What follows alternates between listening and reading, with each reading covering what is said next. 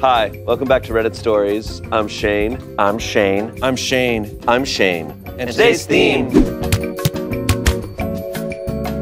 Aww. I, an 18-year-old female, left my laptop open and my sister, who's 15, replaced everything in my hobbies and passions section on my resume with just garlic bread as a joke. I unknowingly sent it out to about 20 to 30 businesses, and now I have no idea what to do about it. Well, if one of them's Olive Garden. No way! Man. Yes, Reddit, I know how hilarious this sounds, and I promise you this is not a joke, as I am genuinely freaking out right now. I am soon finishing up secondary school, high school, and I'm looking for my very first job for the summer. When I was filling out my resume, I didn't have a lot of experience to mention, so I was advised to do a hobbies and passions section. I stupidly left my laptop out on the kitchen table today while I went to the shop to get some tea, and my gobshite of a sister thought it would be the joke of the century to delete my hobbies and passions section and replace everything with a single bullet point saying garlic bread. Now, I had saved the Word document and closed it before leaving. She opened it, changed it without telling me, saved it, and closed it before I came back. She knows bloody well that I'm looking for jobs at the moment, and she knew I'd spent the afternoon working on my resume. Anyway, I came home with the tea and knew I was happy with my resume. I didn't bother to recheck it. I had no idea someone would change it to garlic bread while I was gone. I used it for multiple job applications from an online hiring site, which had places hiring in my town. I'd say I sent this garlic bread resume to about 20 to 30 institutions in total. It was only after I sent them that I decided to recheck my resume when I noticed the horrific alteration. I am absolutely mortified. I immediately confronted my sister about it, getting a strong sixth sense that she was the most likely culprit, and she thought it was hilarious. She literally laughed until she cried, while I was standing there nearly crying from stress and mortification. My sister has always been a joker, and she always gets away with bloody murder, but this was so serious. I am sick of her pulling off this shite to everyone around her, thinking it's funny or cool or something. It was only when I explained to her the full seriousness of the situation, and that I had sent it to 20 to 30 places, that she copped on and apologized. Not sure if she was being genuine, but the words, "I'm sorry," definitely left her mouth. Then she had the audacity to blame me for it, asking me why I hadn't checked it before sending it off. I screamed at her that I had checked it multiple times before leaving to get tea and didn't expect anyone else to change it while I was gone. She then backpedaled and insisted that she meant it as a joke, with a "just a prank, brah" mentality, but I'm having none of it. I don't know what the hell to do now to rectify the situation. I have never job hunted before. I don't know how serious this stupid mistake is. I live in a large enough Irish town, but small enough for businesses to spread gossip. So I'm terrified that they'll all know not to hire the garlic bread girl. Should I email the places I applied to explaining the situation, or will I sound like a complete knob? Technically, it is true that garlic bread is a passion of mine. She's reasoning. Technically, it is true that garlic bread is a passion of mine, simply because it's delicious. But obviously, it is not resume-worthy. The businesses probably think I'm taking the piss and being extremely unprofessional. I'm so annoyed that this is my first impression in the working world. I'm not even hired and I f***ed up already. Should I resend them my application with my resume fixed? Should I move on and forget about the places I applied and apply to new businesses with a rectified resume? Should I just f***ing move town at this point since I've clearly made a fool of myself already? Also, how do I talk to my parents or sister about her stupid, spoiled, bratty behavior? That's awesome. That's a pro-level move. That's a way to f*** with your sibling. Yeah. I respect it, and I also love that in my head I'm picturing this all with an Irish accent. It makes I didn't need to hear them say Irish, and I was like, this person. Well, bloody shite. You know. What was the first one? Gobshite? Gobshite. Gobshite. I'm surprised they didn't call it like zingy toast or something. I know.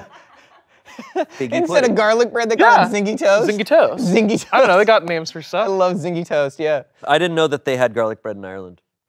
They have that there? I love the well, okay, it is one of my passions. Yeah. No, well. But also, who doesn't have a passion for garlic bread? True. In her head, the idea that she would be confronted with it and she would have to stand her ground and say, no, I do in fact love garlic bread to the point of passion, and then double taking and saying, is that more reasonable or is me leaving town completely more reasonable? Which one makes more sense? I think when you're 18, that's how you think. Mm-hmm. You're like, I gotta just get out. It honestly is one of the best pranks I've heard of. I think if she resent the resume, now it's a lot of work, but if she resent it and in her email be like, sorry, the last resume I sent was incomplete. I accidentally sent you an earlier draft. Here's the full. Like before they even read the first one. Yeah. Yeah, try to get ahead of it. Right. Yeah. I would show up in a garlic bread costume. That's true. course. You could commit. And that's how you're going to get hired at the Exactly. AM/PM. The AM/PM in I don't know what Ireland. she said. Welcome to AM/PM. AM/PM. Welcome to AM/PM. That, yeah, I think that's probably the best solution. Just resend it. Yeah. Honestly, I don't think anyone cares. Nobody gives a shit. Yeah. Nobody's gonna read that far. No. Passionate hobbies. No. Also, don't put that on your resume. Passionate hobbies. Yeah. should No not one be cares on about your resume. passions or hobbies. So, obviously, it's really funny. How would you react if this happened to you?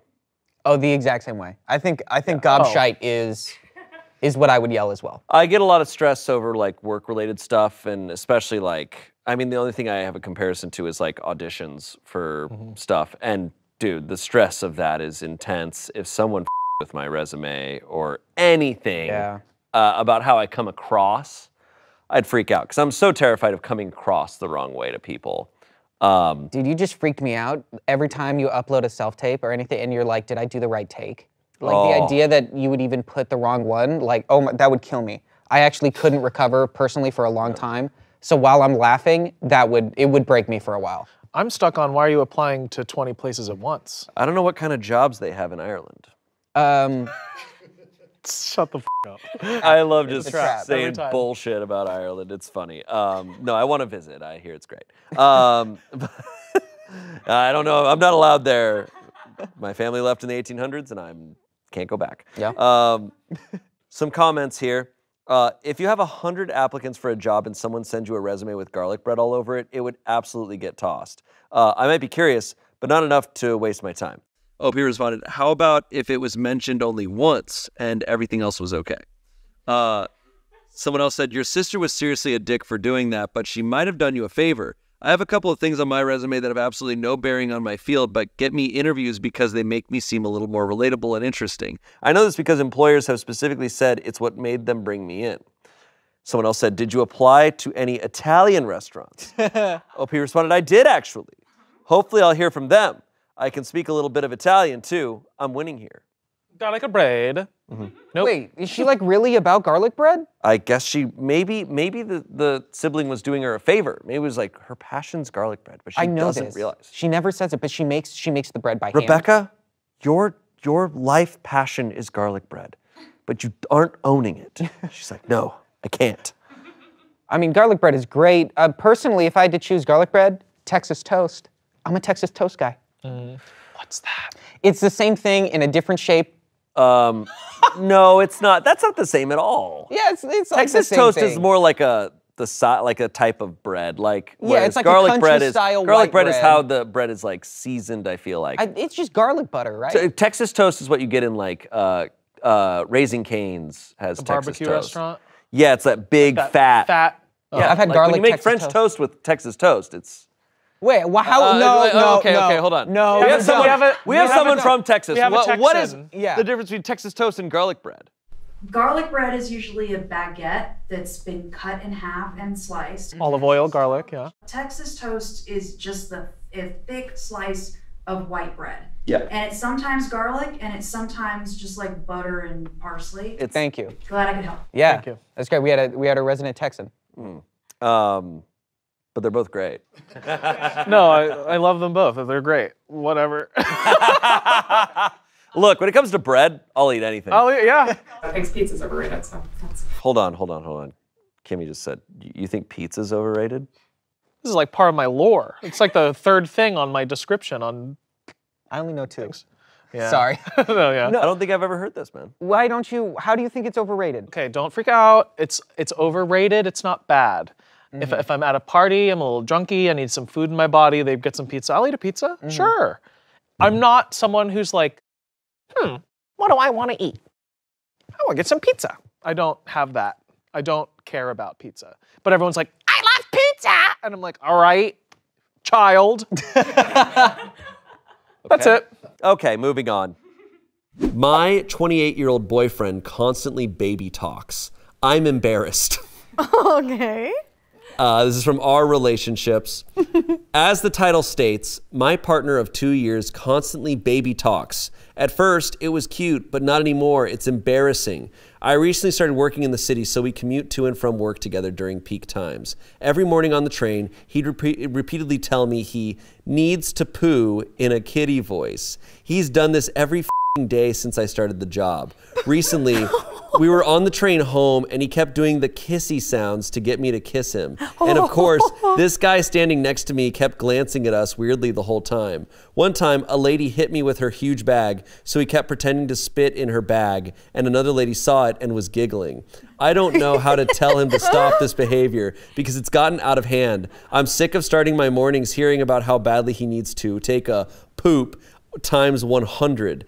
When I tell him that I was tired of hearing it, he starts pouting and saying I don't love him. I'm at my wit's end. How can I tell him to stop without hurting his feelings? She's like, I'm tired of hearing it. He goes, Oh. We've heard some really sad stuff on this show. I think this is the most I've ever felt bad for someone. Oh, no. How does she do it? Just, I can't imagine, like, because a bus is not a cute place, or a train, or a subway, whatever it is. Like, those are not, like, cute, romantic places. So to go, Oh my God! How does she sleep with him? I have to if he says he has to go poo. that's rough. And sometimes I understand, like, you don't realize something's weird until suddenly you're surrounded by a ton of people as it's happening. Yeah. What does he mean? What does she mean by they're pretending to spit in the bag? just like, I don't know. Someone said, if someone even says potty in an adult voice and says, I have to go potty. Oh shit, I do that all the time. Okay. Well, that's embarrassing. No, it's Well, okay. that's- Man thing. I've never heard you say I have to go potty. I say I have to go potty if I have to pee, and then if I have to take a crazy shit, I say I need to use the restroom. I'm on my wife. That's when you know the difference. And I caught that in myself recently, but I used to say I have to go potty. When I usually I'm like, I have to go wee, and then if it's gonna be a mean shit, I put on a full business suit, put on my fedora, grab my suitcase, And we go, oh, this is when Shane. and I go, I'll be seeing ya. I'll be in my office. Good day, lady. And we go, oh, that's when Shane has to shit. Oh my God. I light a cigar. Good morning, everyone. He becomes fully insane when he has to shit. Could you date someone who baby talks? No, I not constantly like that. Seriously couldn't. But people I'd on have a hard TikTok time. like talk about how, like, you see that trend on TikTok where couples are like, this is our language. Like, what do we say for pancakes? Oh, yeah. What do we say for this? And they're like, puckies? Mummy mamu? Like, they have, Yeah. they're weird, and like sometimes you just, but it's weird that it's very one-sided. Or like, I understand like a cutesy voice. Okay, this might not make sense. Cutesy voice, like, what? Pancakes? Is different to me. Different to me than baby voice, which is, I go potty. You know what I mean? Like, one is acting like a baby, and one is being like, I love you, so sometimes I'm gonna go like this. You That's know? different. That's what I'm saying. There's Yeah. a difference. An adult man acting like a baby is so In a unattractive. public place. In public is also different. Like, I picture like, I have to poop. And she's like, I have to get to the office, babe. she's there. Oh, you got to go to work? Some comments here. Say back loudly, for f***'s sake, take a shit then. OP respond, that's what I say when I'm not ignoring his poo comments. And someone said, on the train too, I hope? And she responded, I politely say, then why don't you go take a dump? Or why don't you bother waking up earlier so you have time to do so? Maybe I need to be harsher. Someone said, you can't tell him to stop without hurting his feelings. Maturing is usually a painful process. He's never going to change in the way you want him to. Break up. Damn. OP responded, I just want to hold on to a little hope. I've begun to seriously consider breaking up. It's not just the baby talk. His fear of adulting is starting to wear on me. Yeah, I feel like the baby talk is maybe just the tip of the iceberg, and that Yeah, it he's... seems like she's upset that he has to poop in the mornings, just in general. I feel like people use a baby voice sometimes, like a lot of times to like soften like seriousness. Like, you know, when you're like afraid to say something real, but so you put a silly voice on it, like half of the things that come out of my mouth. Yeah, or people do that like when I think they know their partner's like mad at them.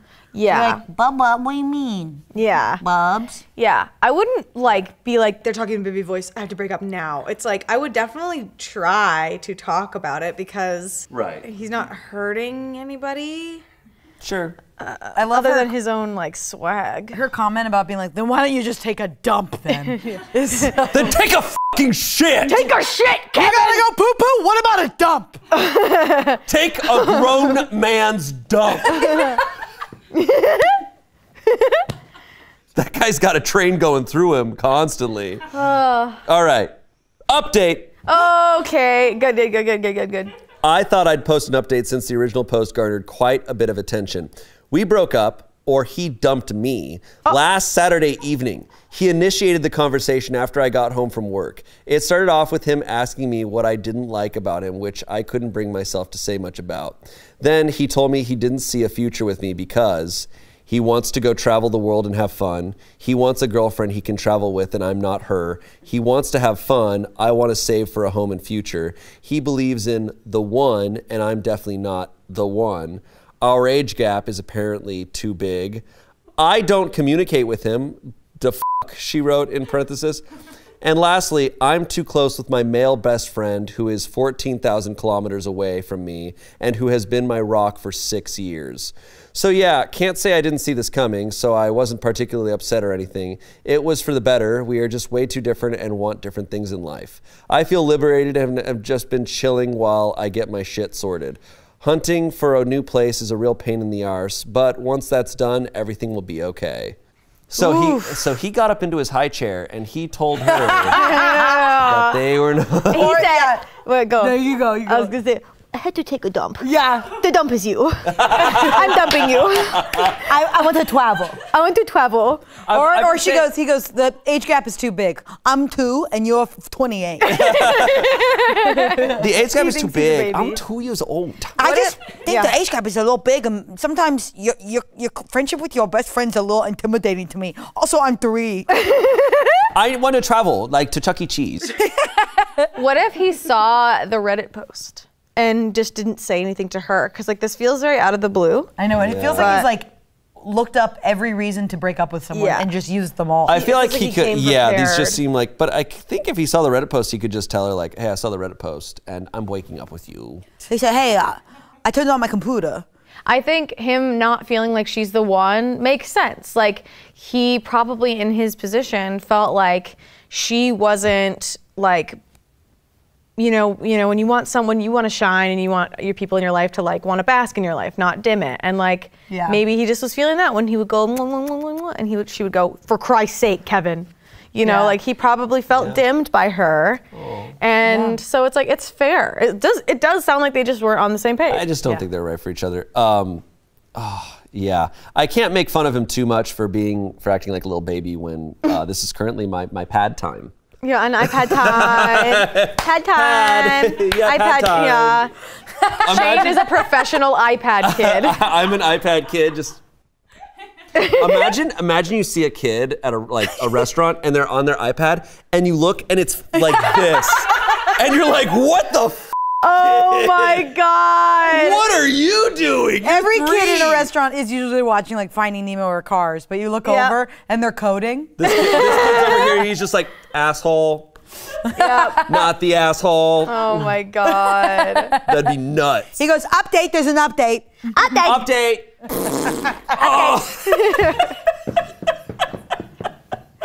Oh, no. I pooped myself.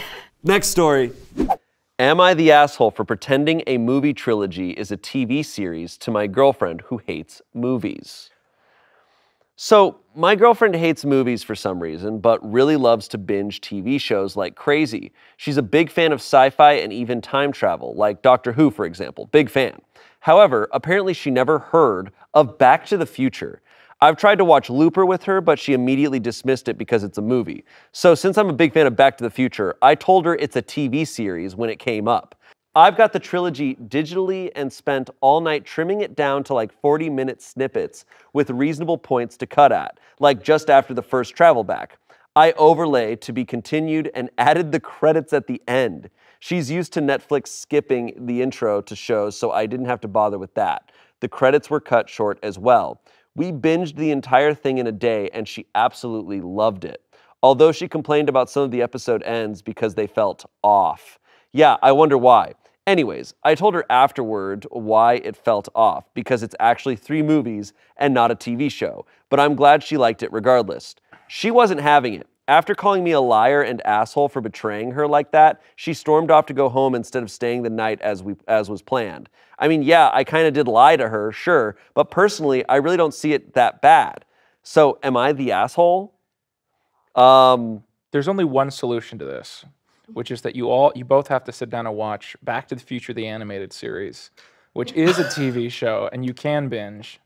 And that'll work it out. Now you can. It was prep work to watch a TV show. There you go. Yeah, and I knew about that. So, what initial takes on this? Is he an asshole for doing that? It's weird because it is slightly manipulative, but it's also like a weirdly loving thing to do. Like it's a weird act of love. Do you know what I mean? Like it's like the vibes are bad that he tricked his partner. But I mean, to go through and make an edit of the film, and you know, I think he's 50% of the way there. Like lying is not great. Tricking someone isn't great. Like that is manipulative, like you were saying. I think if he said, "Hey, this series is really important to me. I know you don't like movies. I went through and cut it down to TV length stuff. I even added credits." That would just be like can you believe what my partner did just to share a fun thing with me? Yeah. As opposed to like, surprise, I know you hate broccoli, but this whole meal that you've loved was all broccoli. Yeah. I tricked you. It is a lot of work he put in. That's a ton. He adding credits, adding like all this different stuff. I feel like, yeah, he could have maybe just, we don't have the context. It's wild for me to imagine somebody who's like, because these days it feels like some TV shows, and even some old TV shows, are just like long movies. Yeah. So it's just funny to imagine someone that's like, I don't want to watch this movie. It's too long. I don't like the pacing. I'm going to watch this 8-hour movie cut into segments. I don't want to watch Back to the Future. I'm going to watch The Power of Kroll. And that's kind of me though. Like I don't have an issue with her being like, I'm not a big fan of movies. I'll watch just like a bunch of smaller things. Because even if you sit down and binge it, for some reason it does feel different. Like you get cohesive stories in 1-hour blocks. I don't know why it's just I'm wired weird. that way, It's but just, I am. This one's weird because so close to being a genius move. Yeah. Because Back to the Future is like, it's like a bingeable TV show. So you pick the right film series, you know. So if you had just been like, hey, you know, this film series is like, you can watch all of them in a row, and it's like you're binging a TV show that is good but gets slightly worse, but it's still good. Yeah. I'm also curious about their like method of streaming. Like unless he pirates stuff and they have their own app that they use, like he would have probably had to have gone in and done the like Netflix stuff too. Yeah, in like, my head, next episode. In my head, it's a video file in a playlist, and he edits in the skip credits button. Because he's gonna say that, like, and he's got like a remote control and like or something like to control the play the next file thing, and then she's skip the credits, and then at no point did she question this. Like she's sitting there watching this weird situation. I also though, how do you not know of Back to the Future? How have you never heard of Back to the Future? That is impressive to me to have never heard of it. I mean, that'd be like, it feels like so iconic and quintessential to like quintessential. Yeah. Hey, you can use that for your show. Quintessential. I feel like that's the kind of thing though that like every once in a while there just is something big societally that you just miss. Like someone will just not have heard of something, or like, you know, there's no universal ride for it anymore. We don't have the animated series. Like if we don't know how old these people are. Like if they're younger. Like I'm not really shocked when like a kid today hasn't seen Indiana Jones or something. Yeah. Not seeing but it. The weird thing is just like the idea of having never heard of the film Back to the Future and not being like, wait, so why is this a TV show? you know? Yeah. But they could have also heard the name of Back to the Future and then have, if their partner's already lying to them, it's like, oh no, it's actually a small series. And they're like, oh, I thought it was a movie. Yeah. And I mean, we're going off the assumption that they live in America. Yeah, and we're also, I feel like we're all very pop culture oriented. Some people are just like, they're not pop culture heads. Sure. That's true. And my family's like a movie family. Like, we love movies in my family, so it was hard to I not feel like know of I it. feel like I do kind of believe that somebody who's like, somebody who's like saw Breaking Bad and like Game of Thrones, and those were like their earliest pop culture experiences, they could end up knowing nothing about movies. That's fair. I don't think he's necessarily the asshole. I think it's a lot of work where I'm like, maybe you should just communicate some stuff. Because I think a big thing here is, if someone's like, oh, I don't watch movies and I don't want to watch movies, that's something to consider of like shared interest there. Of like, do you want to be with this person? Like, is that a big enough? That's what it is. Because there's a level of like, hey, we don't like the same stuff, but like maybe you'll put up with it because like I really think you'll like this. If you're going to this amount of work to be like, this is how I'm gonna sneak this in here, you already know that that's like a non-starter for them. It's like, given the option, they would 100% veto this. We're not doing this thing. I think you were on the mark about the broccoli metaphor. Yeah. It is like getting someone macaroni and then they eat it and then you're like, there's broccoli in it. Yeah. Guess what you just ate? Got you. Never ends up good. So the overall verdict was not the asshole. However, we have a bunch of comments here, and we had mixed replies. Yeah, asshole's a heavy word. So someone said, you're the asshole. You didn't kinda lie. You did lie. Maybe this is the conversation you should have had with her. I would like for you to watch my favorite movie with me. I understand you aren't a fan of a movie format. What if I took them and cut them up so they are the length of a TV show? Would you be willing to try to watch it then? Some are overly drawn out, and that is why some people prefer television instead. She is probably now thinking, if you lied about this, what other lies have there been? OP responded to that saying, you are right, I did lie to her, fair enough. I'd like to believe the trust we have in each other is strong enough that she doesn't go down the rabbit hole of thinking I've lied to her all the time. Also, because I literally unveiled the lie right after it was done. Also, we play pranks on each other all the time, which are also lies in that regard. That had 91 upvotes, but I don't know. I do think that's a fair point. Like, if you're pranking each other eventually, it's a hard one. Everyone has a really different definition of pranks, though. Like, pranks can be like, I open up the strawberry ice cream and there's chocolate inside. Oh, you switched the lids. But like modern day YouTube pranks is like, I robbed a guy in a park and it was a prank. Yeah. Like, so I don't know. That one was, to me, just a lie. And I'm glad he acknowledges it. And he's like, you're right, I did lie. But man, what a bad way to experience Back to the Future for the first time. Yeah, it just seems weak. I really loved what we saw there. Let's go to couples therapy and talk about had watching Back to the Future. Now she's really gonna hate Back to the Future.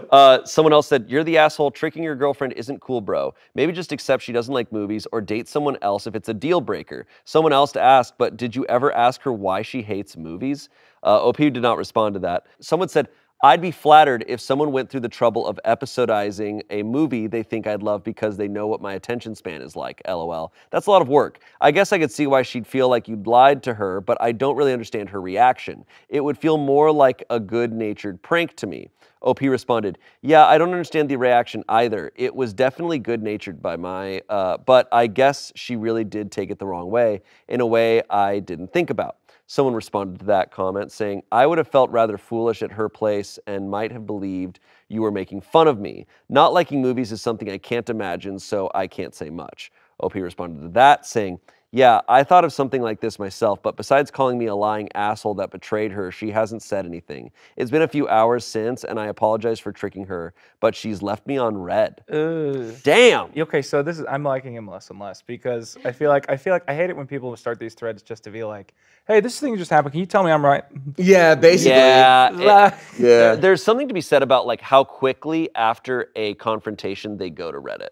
And it's like, oh, it's only been a couple hours, and you're immediately going to the internet and telling this story. Yeah, and that's why it's sometimes it's more comforting to be like, my faith in humanity relies on the fact that this is fake. Yeah. Oh, you think so? Oh, that's well, not in this one. case, but like in other cases where it's like really dramatic and like upsetting, where it's like you didn't need to post this on Reddit. Right. But I think people do. I think to your point, like the fact that he he did take ownership. He's like, you're right, I shouldn't have lied. It was a lie.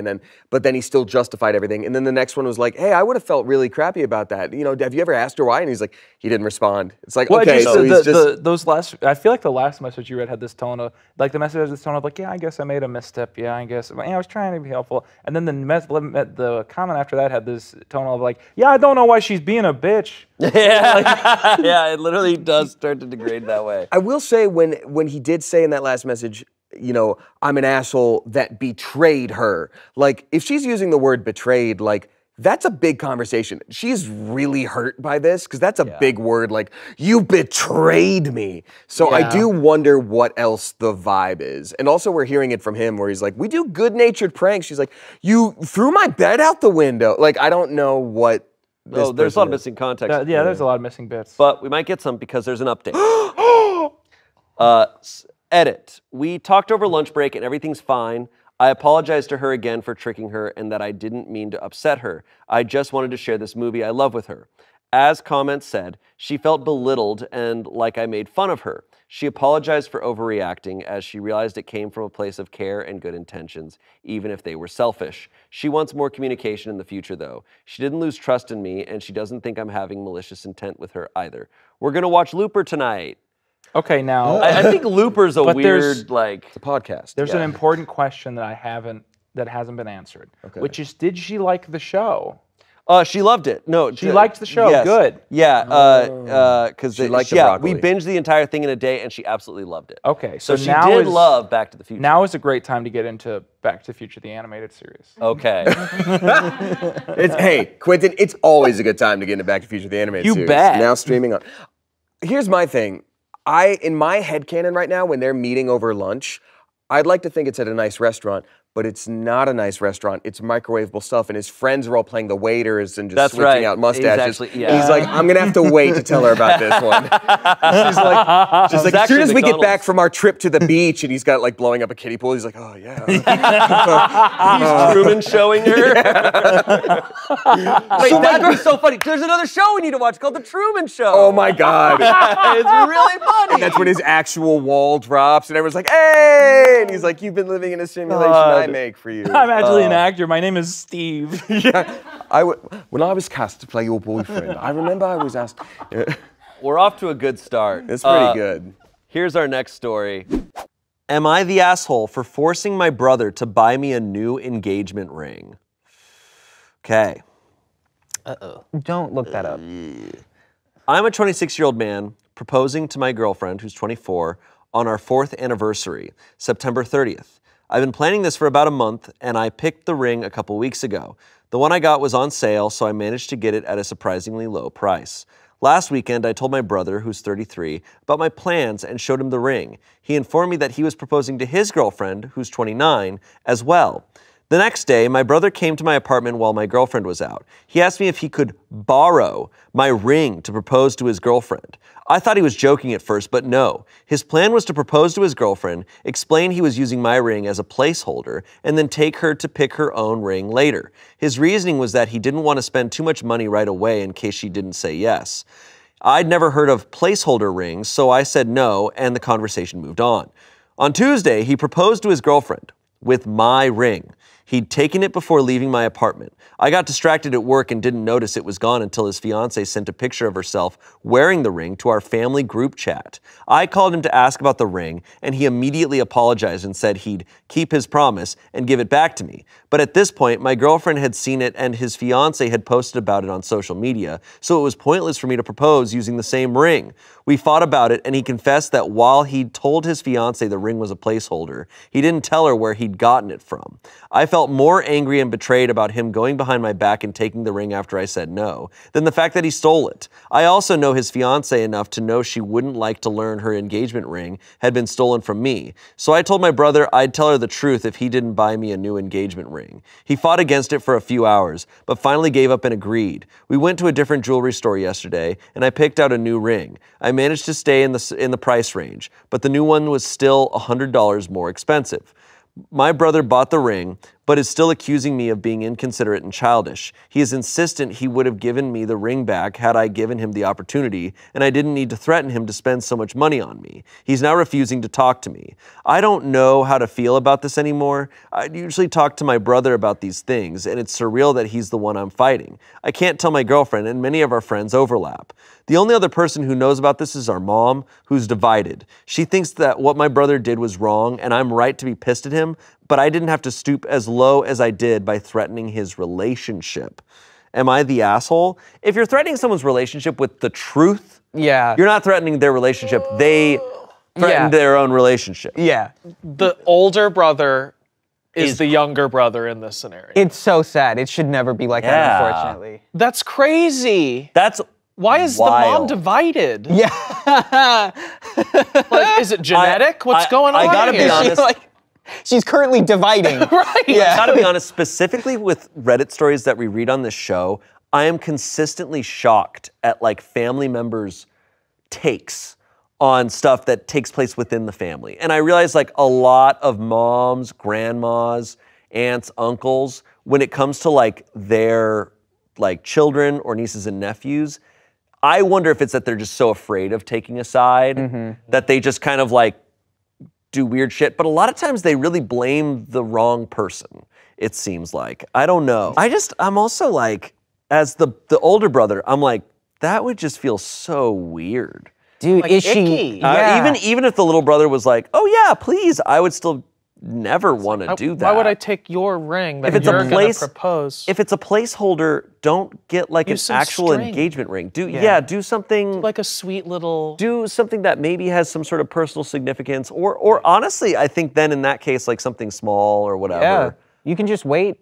Yeah, you could also just wait. Just wait. My friends proposed, literally, like with string. My friends proposed. They didn't have a ring yet, and he proposed to her with like a string, and she was like, oh my God, Yeah. yes! Let's go pick out your ring Yes, together so that it looks exactly. perfect with all your Yeah. outfits. Like, what? Did the brother not think about proposing until he found out like his little brother was gonna propose? And he was like, I need to propose first. But then like really quickly rushed and did this. Because they were able to go, and he was able to buy him a ring, which means the older brother could afford a the ring. money. So I don't understand this. They put it all over social media too. It wasn't, the brother didn't post, but the girlfriend or the fiance posted all this stuff with her with the ring, which is also weird if it's a, Well, she doesn't know it's a placeholder. she doesn't, Yeah. no, She he got a told her, real- he told her it's a placeholder, he just didn't tell her where the ring was from. But that's weird to give you an actual engagement ring and say it's a placeholder? Yeah. That's weird. You'd be like, so wait, what's the deal with this ring? This guy and this gal, the older, This is just the weird. fiance is fucking weirdo. This is just some Yeah. weird shit. The verdict, not the asshole, No. 'cause Right. obviously. So, not the asshole. When you borrow something after you've been expressly told you can't, it's called theft. That's right. Placeholder rings are a thing, but they're not actually proper engagement rings. They're usually something like a little plastic ring you'd get out of a vending machine. Not the asshole. He should have had to fork over a lot extra after how he screwed you over with this. Someone else said, this sounds like he feels that as he is older, he should be doing things like that before you. I would take a step back and reevaluate your milestones, and if he had to beat you there. Is he normally competitive? Because this is not normal behavior at all. OP responded, no, he's not usually competitive. He's been very supportive of me throughout my whole life. I'm not trying to defend him, and I'm still pissed, but this behavior is surprising coming from him. Interesting. Weird. Weird. So weird. Yeah, we'll never know. Actually, we will because there's an update. There's an update. Love this show. First, the good news. My girlfriend and I are engaged. Hey! Yeah, there we go. I proposed to her on our anniversary just as I'd planned. She said yes, and we both cried. I love this woman and I can't wait to marry her. Also, my brother's single. Oh! Wow, it was a placeholder ring because it wasn't for her hand. Oh. A couple days after my post, my mom called me and apologized. After thinking it through, she realized that while I did threaten his relationship, my brother had brought it upon himself. She confronted him the next day, and he ended up confessing that he wasn't going to propose until I said I was. Wait, what? Yeah, the theory that he was like, oh, you're proposing, then I'm going to propose. Okay, so yeah, all right. My brother is older, but I've hit many milestones earlier than him. He never seemed bitter about it. We've always been close and supported each other, which is why I was completely blindsided by what he did. Finding out I was proposing made him panic. He spontaneously said he was doing so too, but freaked out about picking an engagement ring and devised a plan that, according to him, made sense at the time. Use mine and take his girlfriend to buy a new one later. That plan was ruined when I said no, so he stole my ring. The new plan was to propose with it, take her to buy a new one, and find an excuse to visit me the next day and discreetly return the ring to my apartment. I wasn't even supposed to know it was gone. That plan was also ruined due to his girlfriend's immediate announcement. He knew she was doing it, but not that she'd show the ring. Just imagine imagine a photo, no hands in picture, just like, I'm engaged. I'm engaged. Yeah. Like, engaged. Guys, just bought a new car. Why are you at Magic Mountain? This has nothing. What Just got a new car, me on a sidewalk. like, there's nothing there. Okay. Then he got mad that I made him get me a new ring because he'd told his girlfriend he'd get her one too. So his plan to spare himself the effort of choosing an engagement ring would end up making him buy two. Basically, my mom got him to admit his whole engagement was a panic move. She said he already seemed embarrassed when they started talking, but was a wreck by the time they were done. She told him to apologize to me, and he called me an hour later to do so. He seemed sincere. Many of you said his girlfriend deserved to know the truth, and I agree. The only reason I hadn't done so is because I thought that should come from my brother. So I took the opportunity to tell him that if he truly loved her, he'd tell her the truth. He did. I don't know much of what was said, but she dumped him. He gave me back the first ring and refused my offer to pay him back for what he'd spent on the new one. As some of you recommended, I waited 2 days after proposing to tell my fiancée what happened. She was furious, but reassured me that she loved her ring more than any other. Since the first one was on sale, I can't return it to the store, so we're thinking of selling it. I haven't forgiven my brother, but because he's never done anything like this before, I'm willing to give him another chance. I'm going low contact for now. He'll have to earn my trust back. I really hope he does. I love him, and I don't want our relationship to end over what he did. Both my fiancé and my mom agree with me on this. Yeah, I think this guy's handling it really well. this guy's awesome. And hopefully this whole situation will make the brother reevaluate his view on his brother. How many times in their life, as the younger brother, did he have to like deal with the fact that his older brother is unfortunately just dumber than him? You know? Right. He's just like, oh. It's a panic move, but it's also one of the stupidest things Yeah, I've ever it's heard so in my life. stupid. Yeah. It's so stupid. So I can't relate to this because, you know, both my brothers are a lot older than me. So they did hit every milestone, but it was a decade in front of me. So I kind of was just like, yeah, like, Of cool. course. I will be doing that in 10 years. So I can't imagine having a brother closer in age where those types of things might happen. I just simply can't relate. Yeah. But I imagine it's got to be hard. That's got to be hard if you have a sibling who consistently is doing stuff. But I think none of us here are older siblings. So Thank God. yeah, so we don't know what the to say to this. If I had a sibling, they'd be hitting every milestone before me, regardless of their age. There's gonna be a 6-year-old proposing soon. It's like, I'm glad I'm alone. Yeah, it would be tough. I truly feel for people. Like because I can't relate, I do feel for the older brother. Oh, I have so much because empathy. I have no personal like I feel empathy just of like that's gotta suck. Yeah, I don't have sympathy, I have empathy. The sympathy's gone because you did it to yourself and it was really, really stupid and you should have seen what happened. I have so much empathy for feeling like you're behind and that you don't have a win anywhere and you're really searching for it. You know? I have empathy for the feeling, but the decisions are dumb. Yeah, and you're probably bringing this upon yourself. Yeah. And the girlfriend, like, how much time did you waste of hers that she has to now be like, oh, What's so sad is she clearly was really excited to get married to this guy. Yeah. But good thing it happened because obviously this was some huge red flag that So like. I hope this is his like awakening. Yes. I hope he's like, I need to fucking get my shit together. Yeah. We have a couple comments. Congrats on your engagement. Well, it's safe to say your brother won't be the ring bearer, but hopefully he'll enjoy the wedding all the same. OP responded, haha, yeah. We'll save that role for someone else. I really hope we've worked things out by the time my wedding comes along. Someone else said, damn, your brother went full on Smeagol and still lost the precious. OP responded, I kid you not, my fiance has called him Gollum more than once this week. Someone so said, marry this woman, and OP said, gladly. Very cute. He's like, that was the story. I did marry her. Did you read it? Okay, I'm going now. Yeah, dude, I did that. Very sweet. Very, very sweet. I love hearing someone with a good head on their shoulders and these Reddit stories. I know, and it's a nice little like humanity's gonna be okay. It's really awesome. That there's different kinds.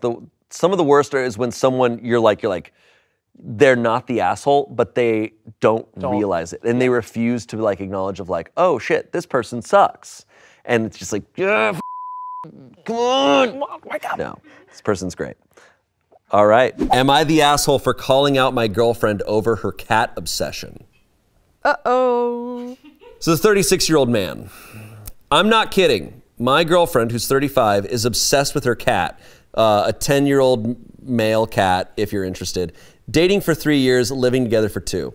Since the pandemic, I've been home a lot more and have realized just how cat-crazed my girlfriend really is. They do everything together. She doesn't need an alarm because he wakes her up at 7:30 every day by sitting on her chest and gently nudging her face with his nose. He eats his breakfast while she eats hers. If we're watching TV, he's in her lap. If she's working at her desk, he's in her chair with her or chilling nearby. If he acts even a little weird, like hiding in the closet, which I guess he normally doesn't do, she's on the phone to the vet. She even takes him for walks with a little harness, which I used to think was kind of cute until I realized it just meant her obsession would not just be limited to inside of the house. Don't get me wrong, I like the cat. He's a chill cat, doesn't mess stuff up around the house, very friendly and clean, but sometimes I would like to have my girlfriend to myself. I've tried closing the bedroom door at night, but the little Houdini got in somehow, and I woke up to him smiling at me smugly from atop my girlfriend's tits. Anytime I mention toning it down with the cat, she gets all hurt and makes excuses, like how she's had him since he was a kitten, and they've been through a lot together. She's even gone as far as to say he was her lifeline during a period of major depression in her late 20s. Every time, I back down and say, okay, I get it, he's family. The final straw came when we were talking about relocating together to another country. She wants to limit our search to countries that don't make pets fly under the plane, ruling out a ton of good countries. I finally stood up to her. Told her pets fly under planes all the time and it's perfectly safe. Told her she was limiting our options due to her own anxiety, not the cat's safety. He wouldn't be any safer purring at her feet while she pet him the entire flight. She tried to argue that he's a senior pet, but I didn't back down. What the f***, he's 10. I showed her tons of airline literature about pet safe flying programs and whatnot. She tried to argue that physical safety isn't the same as psychological safety, and that she thinks it would be too traumatizing for the cat to go under the plane. Here's where I might be the asshole. I gave her a list of my top countries, all of which would require the cat to go under the plane. I told her that I wanted a future with her, but that I thought she needed to get serious help for her obsession with her cat, and to let me know when/if she decided to get that help so we could move forward with our lives. The ball's in her court. I've been staying with a buddy, but it's been about a week and she hasn't called, so I'm starting to wonder if I should have helped her find a therapist before I left. Dude, what the f***? Has he like ever heard of like pets before? Or like Yeah, it's also just like him thinking he can force her to change. It's like she very clearly, this is who she is. You got to accept that or you need to walk away. He's thinking he can force her to change. You have an older pet. Yeah, I have an older pet, and it's weird that it's all about the move. You know what I mean? Like I feel like I do understand a relationship where the pet is prioritized, maybe like when the partner's like, I want to be number one, not the cat. Like I get that. Sure.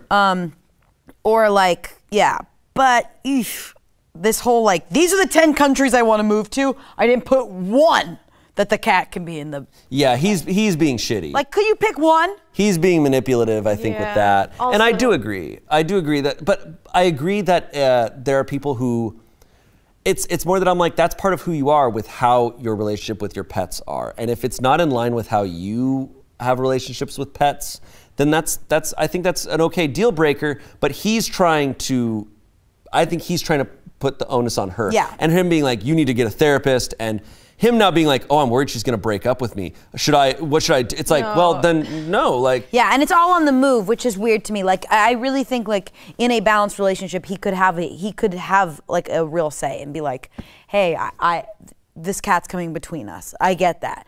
But if you're just like, there's no room in our future for this cat.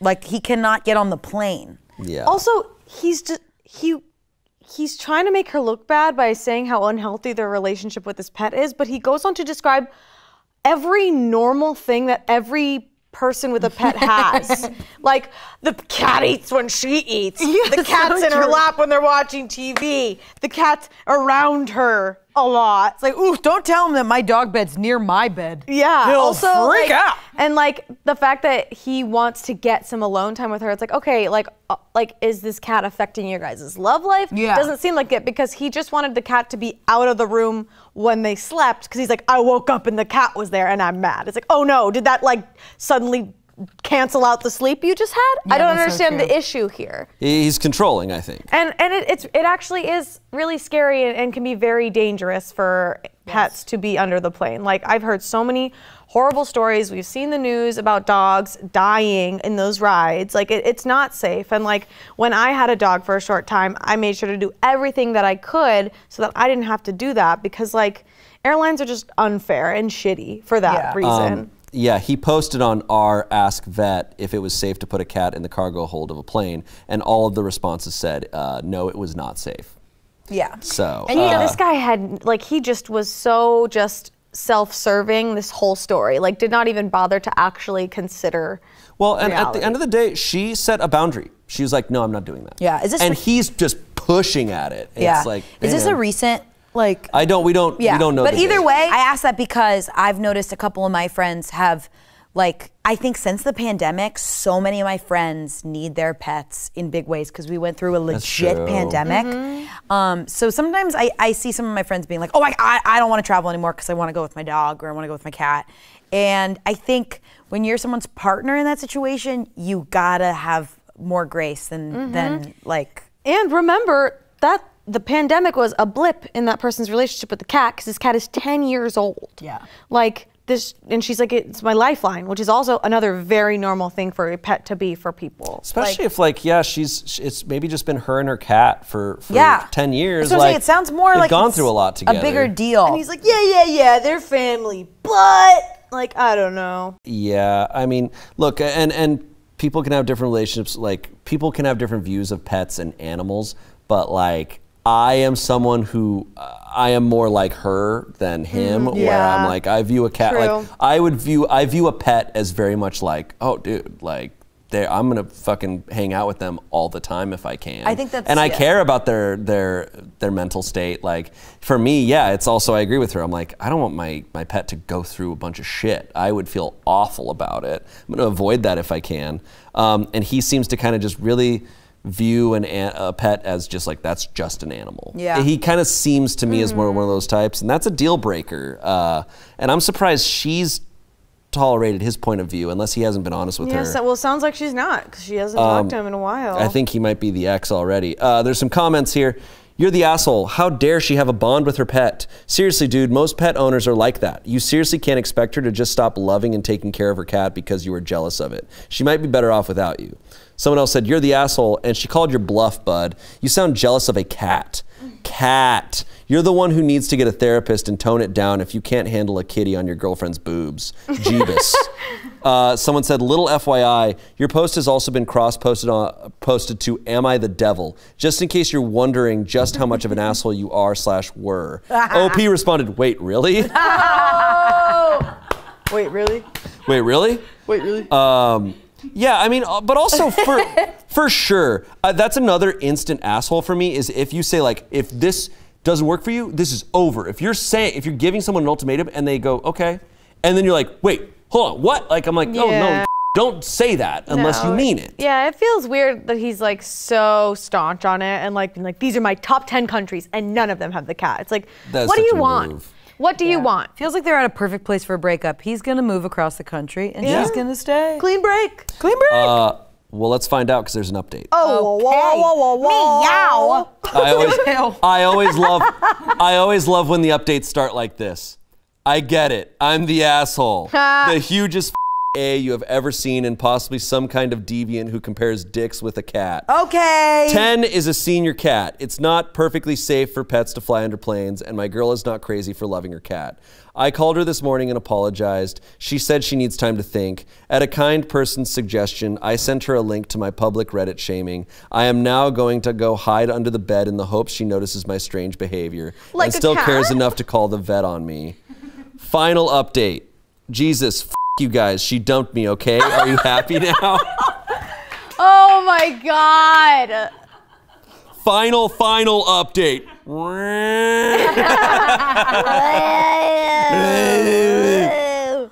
Oh my! What a dude. Shane, what a guy. Oh, dude. please. wow! But I love the Reddit stories when there's like literally a dialogue and the asshole like learns. You have it all. I love when you have it all. I love when you have it all. What a full arc. I love that she stood up for her kitty cat. Yeah. Oh my God. That's the definition of stepping your up. Jeez, you guys. Jeez Louise, I get it. You don't mess with people's animals and their bond. That's it. End of story. Straight Just up, done. man. You Straight don't. up. That is like. It's like one of those things. Like you should they're part of the relationship. It's medicine. It's therapy. It's a way for people to like get through hard shit in life. Back off. And I would say a pet. Because I've been trying to think about this because relationship with pets are such a unique thing, and I would say it's like what's different about it from, in my view and how I see it, is a person's relationship with their pet is like it's like a pet is part of who they are. Mm-hmm. And so if you're disrespecting their relationship with their pet, you're kind of just directly disrespecting them. Yeah. You know?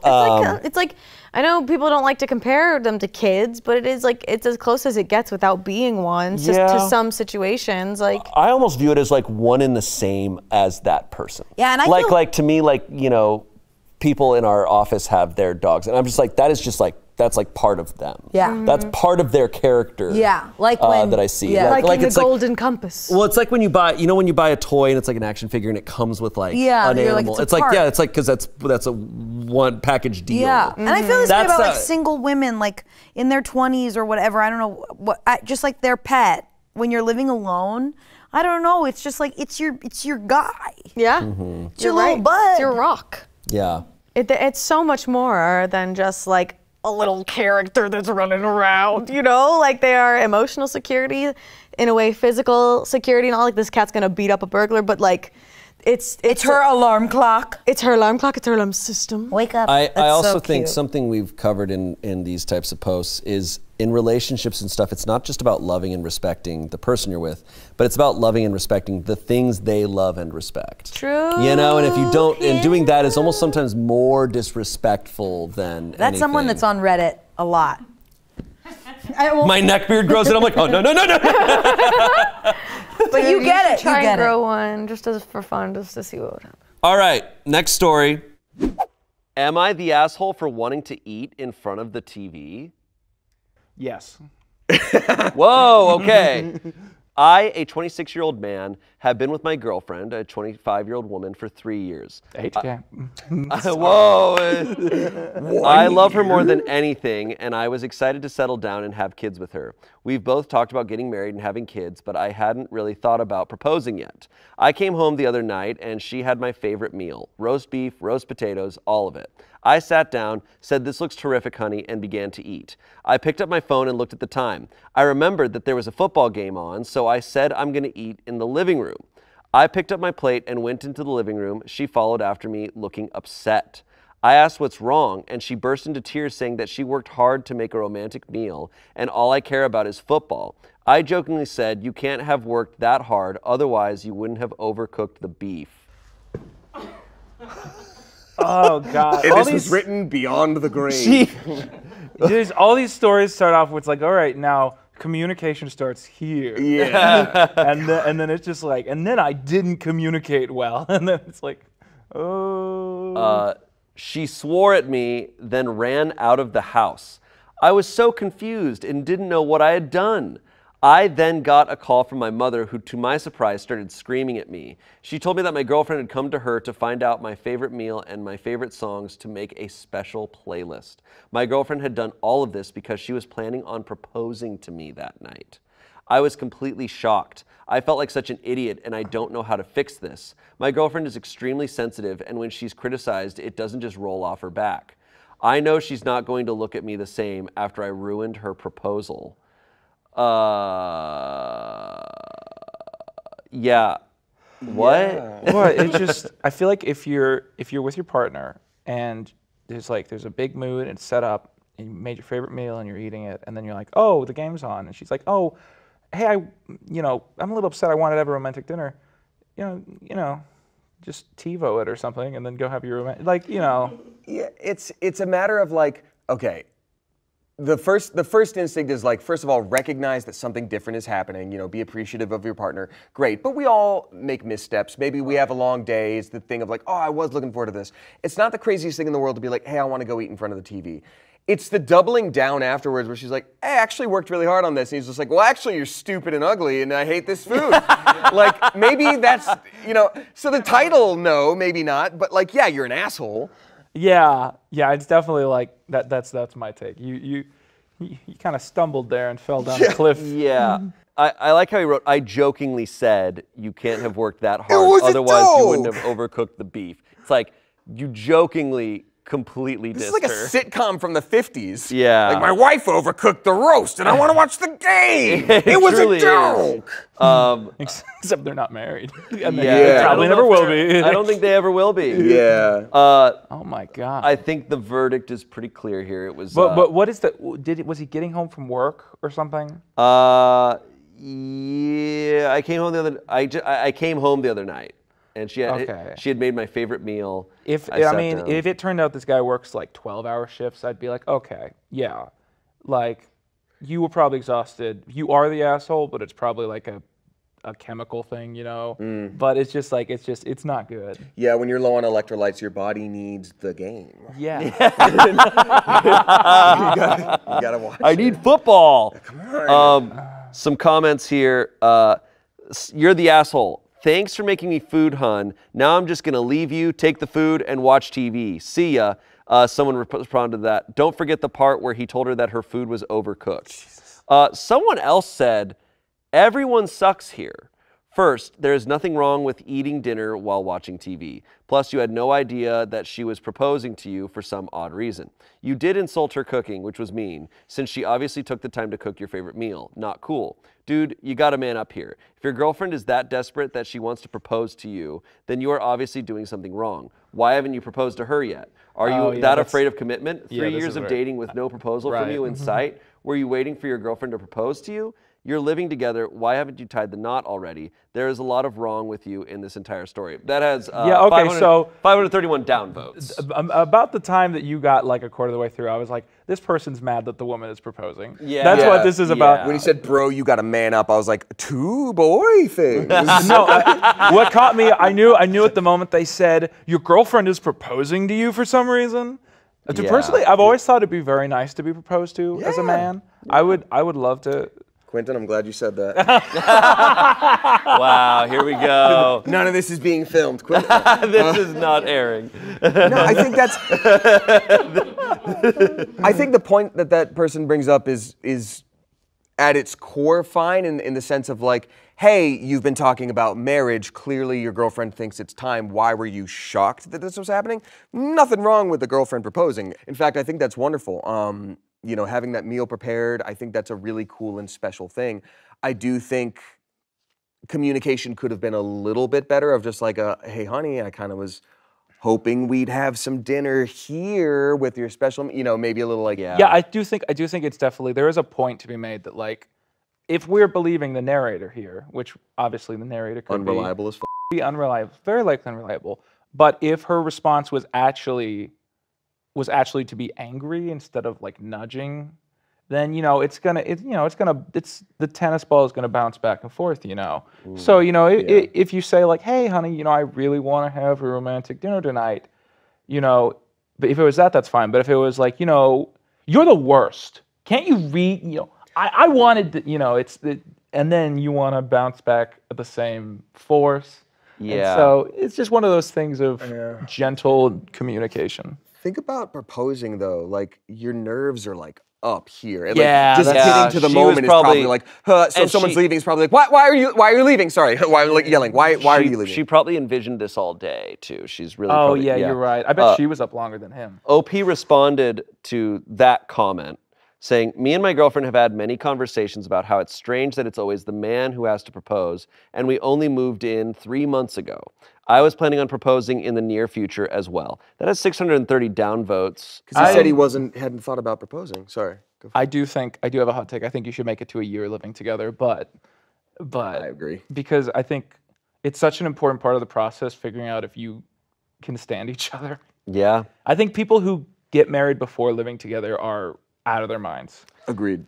I think it is good because I've often said I think it's like the little things that add up. It's like, how do you organize your cupboards? Like, is that make or break for you? Like, it's like those little things of like, how do you live day to day? People think like they need to relate on the big stuff, and I'm like, I think you can not be the same in huge ways, but if you're both like, if your routines work together, if like the small things work together, and but someone responded to that. To what OP said, that it said, if that's real, it's good that you showed her what her future with you will look like, which is pretty rough. There's a They have final a mic drop emote? Yeah, Is that a thing? There's a final comment here. Someone said she made you a special dinner that probably took over an hour and wanted to spend quality time with you. You're the asshole. Even if she hadn't been planning on proposing to you, pay attention to your partner.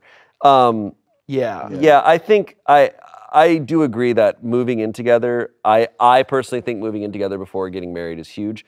But I also think if you're 3 years into a relationship and you're moving in together, they've clearly talked about their future. I think they need to talk more about it.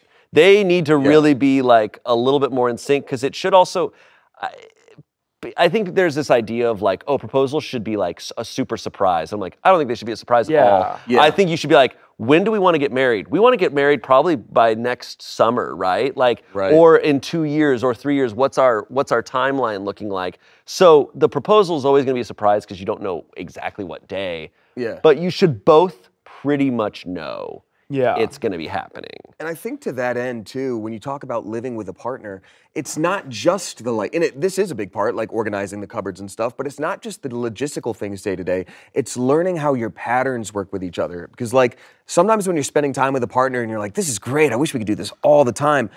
It's awesome, but you still need to recharge and grow and like exist as an individual. So you either need space to do that or time to do that or both. So like had they been living together more than 3 months, you know, it might have been a different night that was chosen of like, oh, after X hour shift or like this time, like they generally like to watch the game. Like still 100% the guy is an asshole, like hands down, but like it just goes to show that there's more to learn with each other. And in those 3 months, like a tough thing about moving in with someone is like, oh, our routines have to change. Yeah. Like, oh, sorry, you like to go watch the game, but maybe tonight you shouldn't. Yeah. Maybe tonight you need to pay attention to your partner and gauge what they want from you. Just check the scores while they're proposing. Like look down at your phone and be like, oh, tackle theft.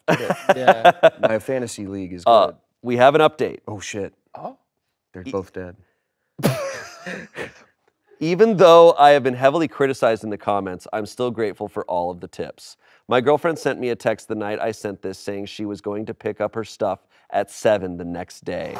I decided I was going to try to make it up to her, so I got loads of red roses and scattered them around, lit about 40 candles, cooked her favorite meal, got her a very nice ring, wrote a speech, and smashed the TV.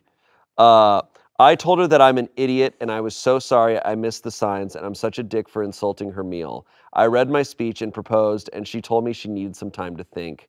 I know right now that if she breaks up with me, at least I tried to resolve it, and I know what not to do in my next relationship. And there were no more updates and no more posts. He doesn't have a TV. She gets in and she's really moved.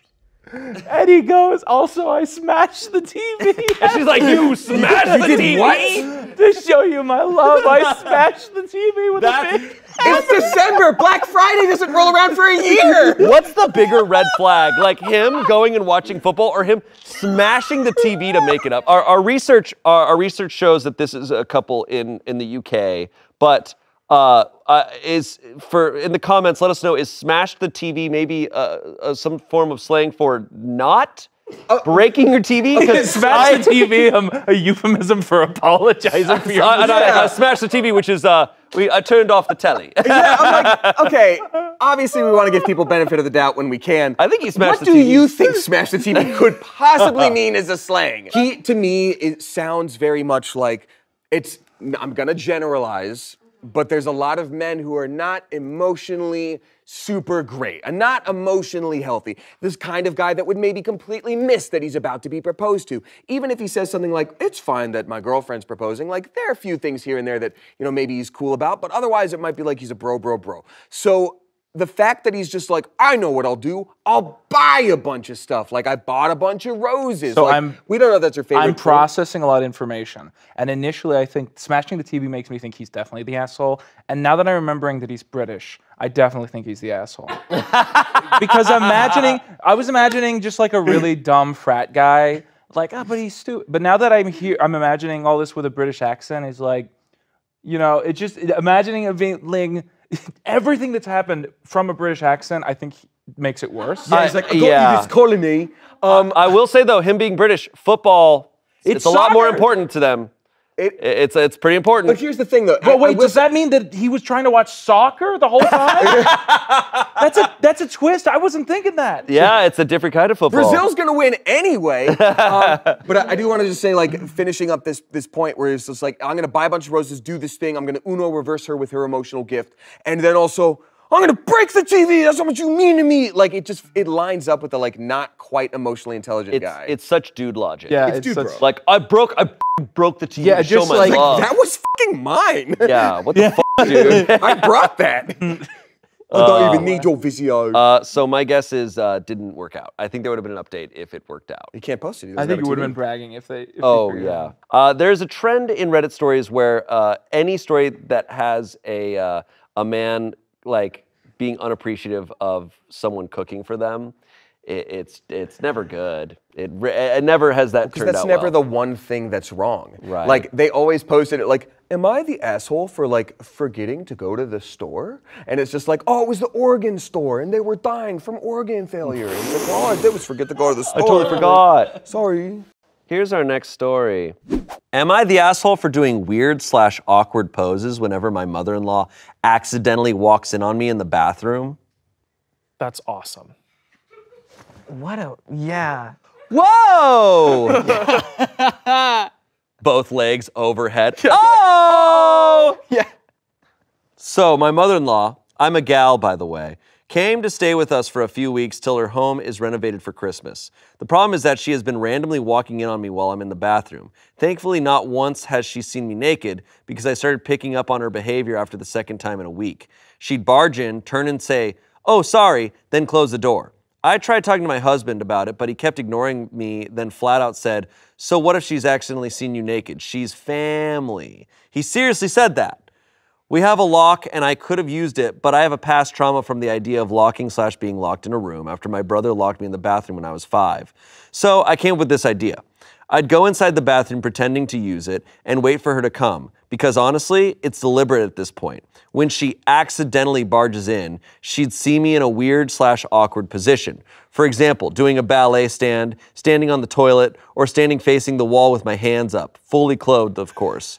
I could see how awkward and weird this would be for her, because she'd stand there for a few seconds trying to figure out what I was doing. It was hilarious at first seeing her initial confusion, but she told my husband about it, claiming, "She's caught me practicing rituals in the bathroom." I cleared things up and revealed the reason why. My husband was livid. He called me childish and said that I made his mom feel terrified/weirded out by my behavior. He said I should have acted maturely and locked the damn door instead of playing mind games. Oh my God. We've had multiple stories of people barging in on people, and I don't I don't get it, man. If I see a closed door, I am like, I feel nervous knocking. Yeah. Cause I'm like, I will say, can I vent about something here? Yeah, get Absolutely. it done. I think we at Smosh have a pretty good general rule of like, hey, if once you're done using the bathroom, keep the door open so that it's clear that it's like available. When people shut a bathroom door that is unoccupied, I'm mad. I agree I'm like, with that. F- dude, it makes it look occupied. Yeah. And I have to assume, and now I'm sitting there like, oh shit, okay.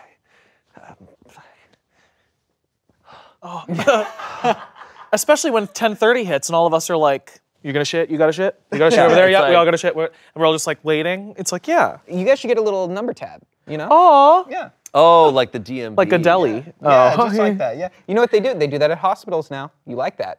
There's a shit. like There's a shit number You thing pull at a the number at the hospital. Isn't that great? Oh my god. Yeah, there's different windows for kinda different neat. needs. Yeah, and if you pull the wrong one, you got to get another one and then go in the other line. Yeah. Oh. There's a piss only bathroom?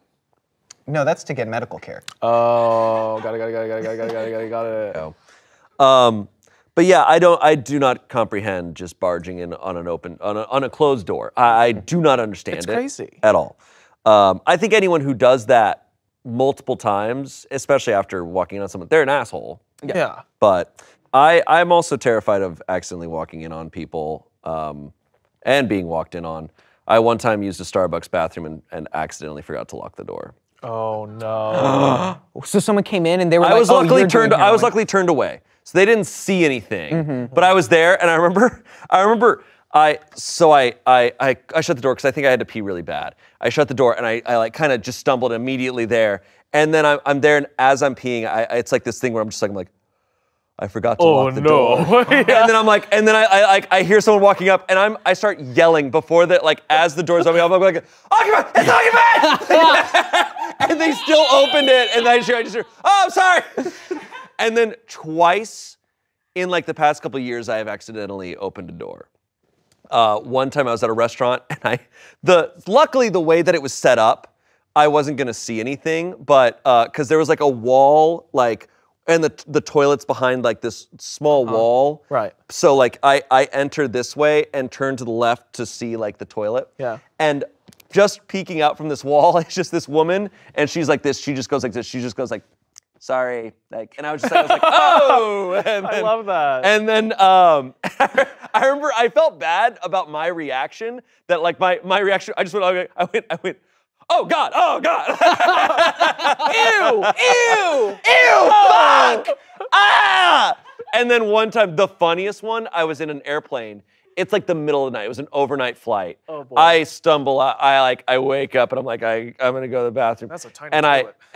It's one of those that kind of like folds like an accordion. Yep. And so I start unfolding it, and this old woman's in there, and she just, as I unfold it, it's, you know, it kind of like folds forward. I just see her for a second, she's just like, ah!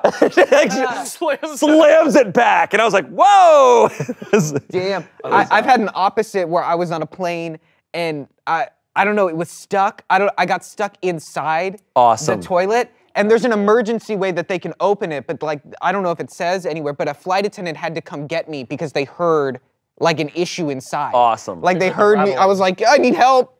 I was That's there for like incredible. 4 or 5 minutes, yeah. Wow. Yeah, whenever I'm using a public bathroom, I like have to check. Yeah. I'm like, I'm making sure this is locked. And I'd like to call out the nightlife scene here in Los Angeles. Why do you have stalls that don't have a lock on them? Whoa. It's Why the are worst. you doing that? I think that one is like, unfortunately, broken, or there's just security no- based, probably. I was one time in Honestly, that actually makes Yeah. sense. I So, think like, I've- nobody's I think I've told this story before. I was in Australia once at a bar, and the stalls just didn't have doors. Oh, And I walked past, and the guy was just full on shitting. that's called ooh, It was crazy. Verdict, not the asshole. not the asshole.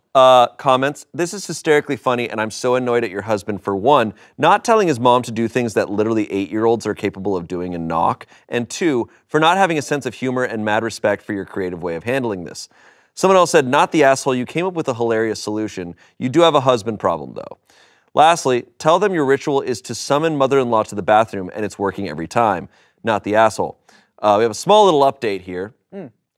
My husband and his mom are extremely upset with me. He still thinks it was ridiculous and is demanding an apology before she goes back to her home. I'm not sure if I will apologize because yes, while it was a me problem that I couldn't use the lock, what she did still feels wrong, and maybe I'm wrong too, but at least I got, so did Reddit apparently, LOL, a bit of a chuckle out of it. Also, I'm sure Thanksgiving dinner will be hella awkward tomorrow, especially after what happened, LOL. My little hot take on this one is just that I'm like, this is a fun little silly story that I do think could end up being like, you know that meme of like the tiny domino and then the big domino? I'm like, this is gonna get worse. Yeah. This sounds like their communication and stance on things is very different. I mean, again, not to judge people, but usually if you believe other people are doing rituals in their own home, you're capable of believing other ridiculous things about them. And that would, I agree, lead to a lot of problems if every time your husband's talking to his mother, which maybe is often, she's like, so how's that witch wife doing? You know, more rituals in the corner? I hear she drinks frog blood. Yeah. It's like, this is always gonna be very weird. Yeah. Show up to Thanksgiving with a what is it called? Trouble, toil and trouble, the fucking cauldron. Oh, cauldron. Yeah. Oh, instead of Show up with the a cauldron. What's the other one called? That sounds great. The horn? Oh, the Kappa.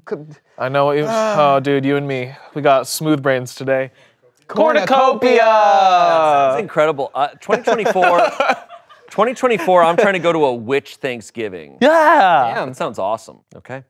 Guy tips big to impress date, but returns afterwards to take money back. Shut the f up! Shut the f up! Oh, that's kind of awesome. Oh. This is literally, okay, that's George Costanza. That is just George Costanza right there.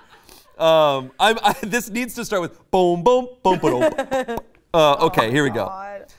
We had a guy come in last night with his date. Throughout the evening, he was the picture of courtesy and good manners. He complimented me, thanked me every time I came to refresh waters or check on the table, made a point to be forgiving of a kitchen mistake, super extra nice. The dream customer, really.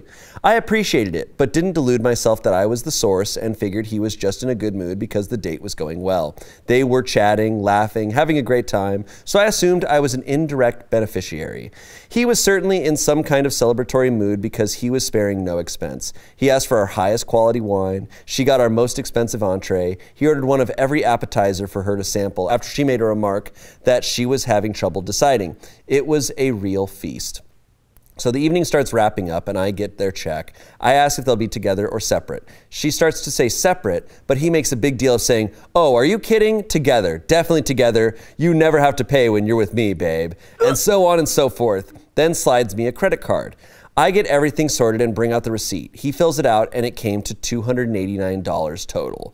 He doesn't even blink and makes a big show of leaving a $100 tip. He thanks me for my service and emphasizes that what a lovely night they've had.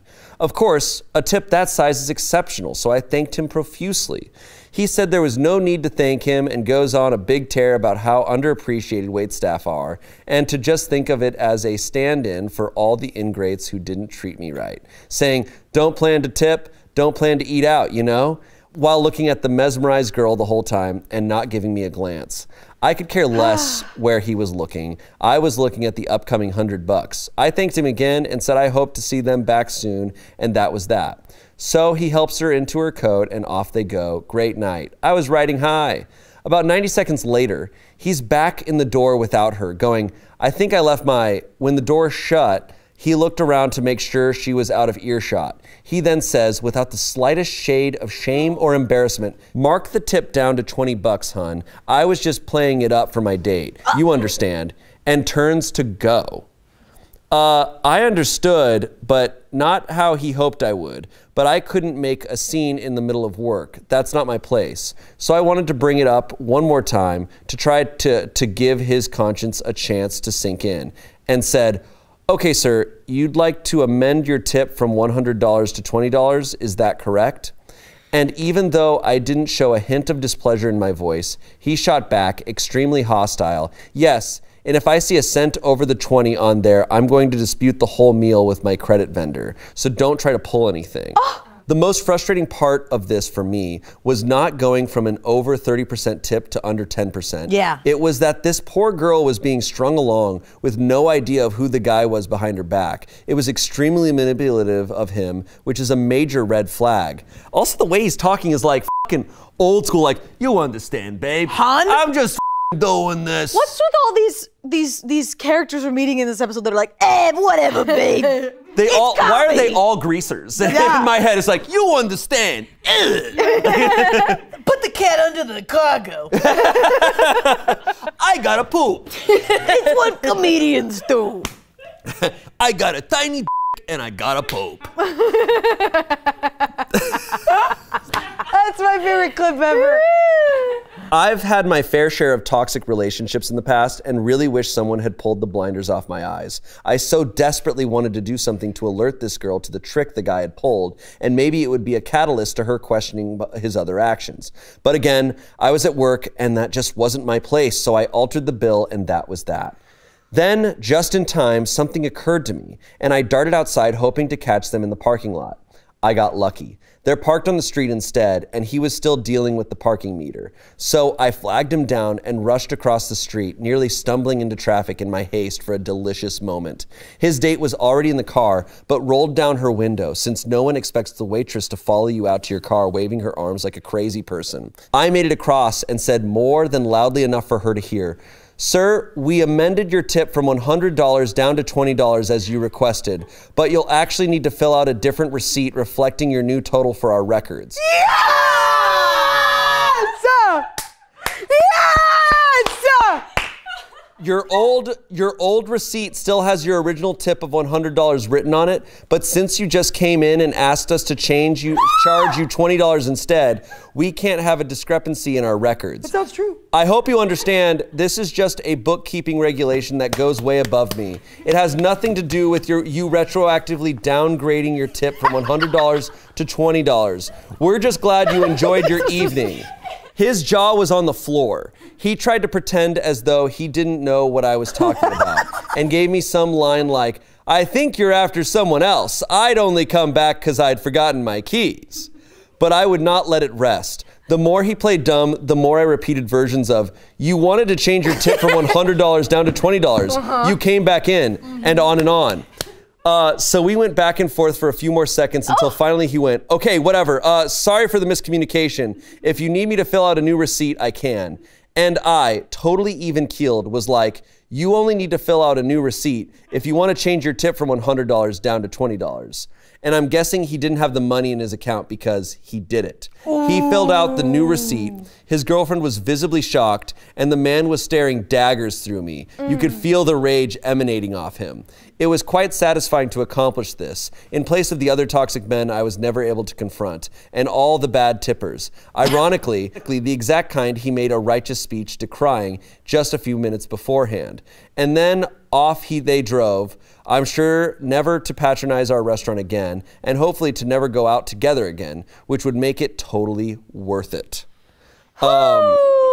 Dude, this is an I think you should leave sketch. This is literally the nacho scene from I think you should leave. It's like, we have a policy where you can't have the nachos with all this stuff on them. It's like, did you go and tell him that? What? I had them checked because the fans were on us. There's no fans above us. What? What an insane guy. That guy is cartoonish. I'm willing to vote for OP for president. Yep. Yeah, OP, absolute legend. Incredibly classy the way she did it too. OP is such a legend. And this guy is one of the worst assholes ever because the problem is he acknowledges what is right and what is wrong. He announces that he understands the severity of the situation. And does it a lot. But then goes and like switches it down. So I'm like, you literally acknowledge that people who don't tip are absolute monsters. And then you come in and just do it. Like, you are fully embracing that you're an awful person. And like he's like, and if you don't do this, I'm gonna go to my credit I'm card. gonna give you hell. He does this a lot. Like, you can tell he's done it before, and whether it's multiple times with this person that he's on a date with, or he's just doing this. I'm like, are you gonna kill this woman? Yeah. Like- no, he's giving American Psycho. Yeah. He literally is.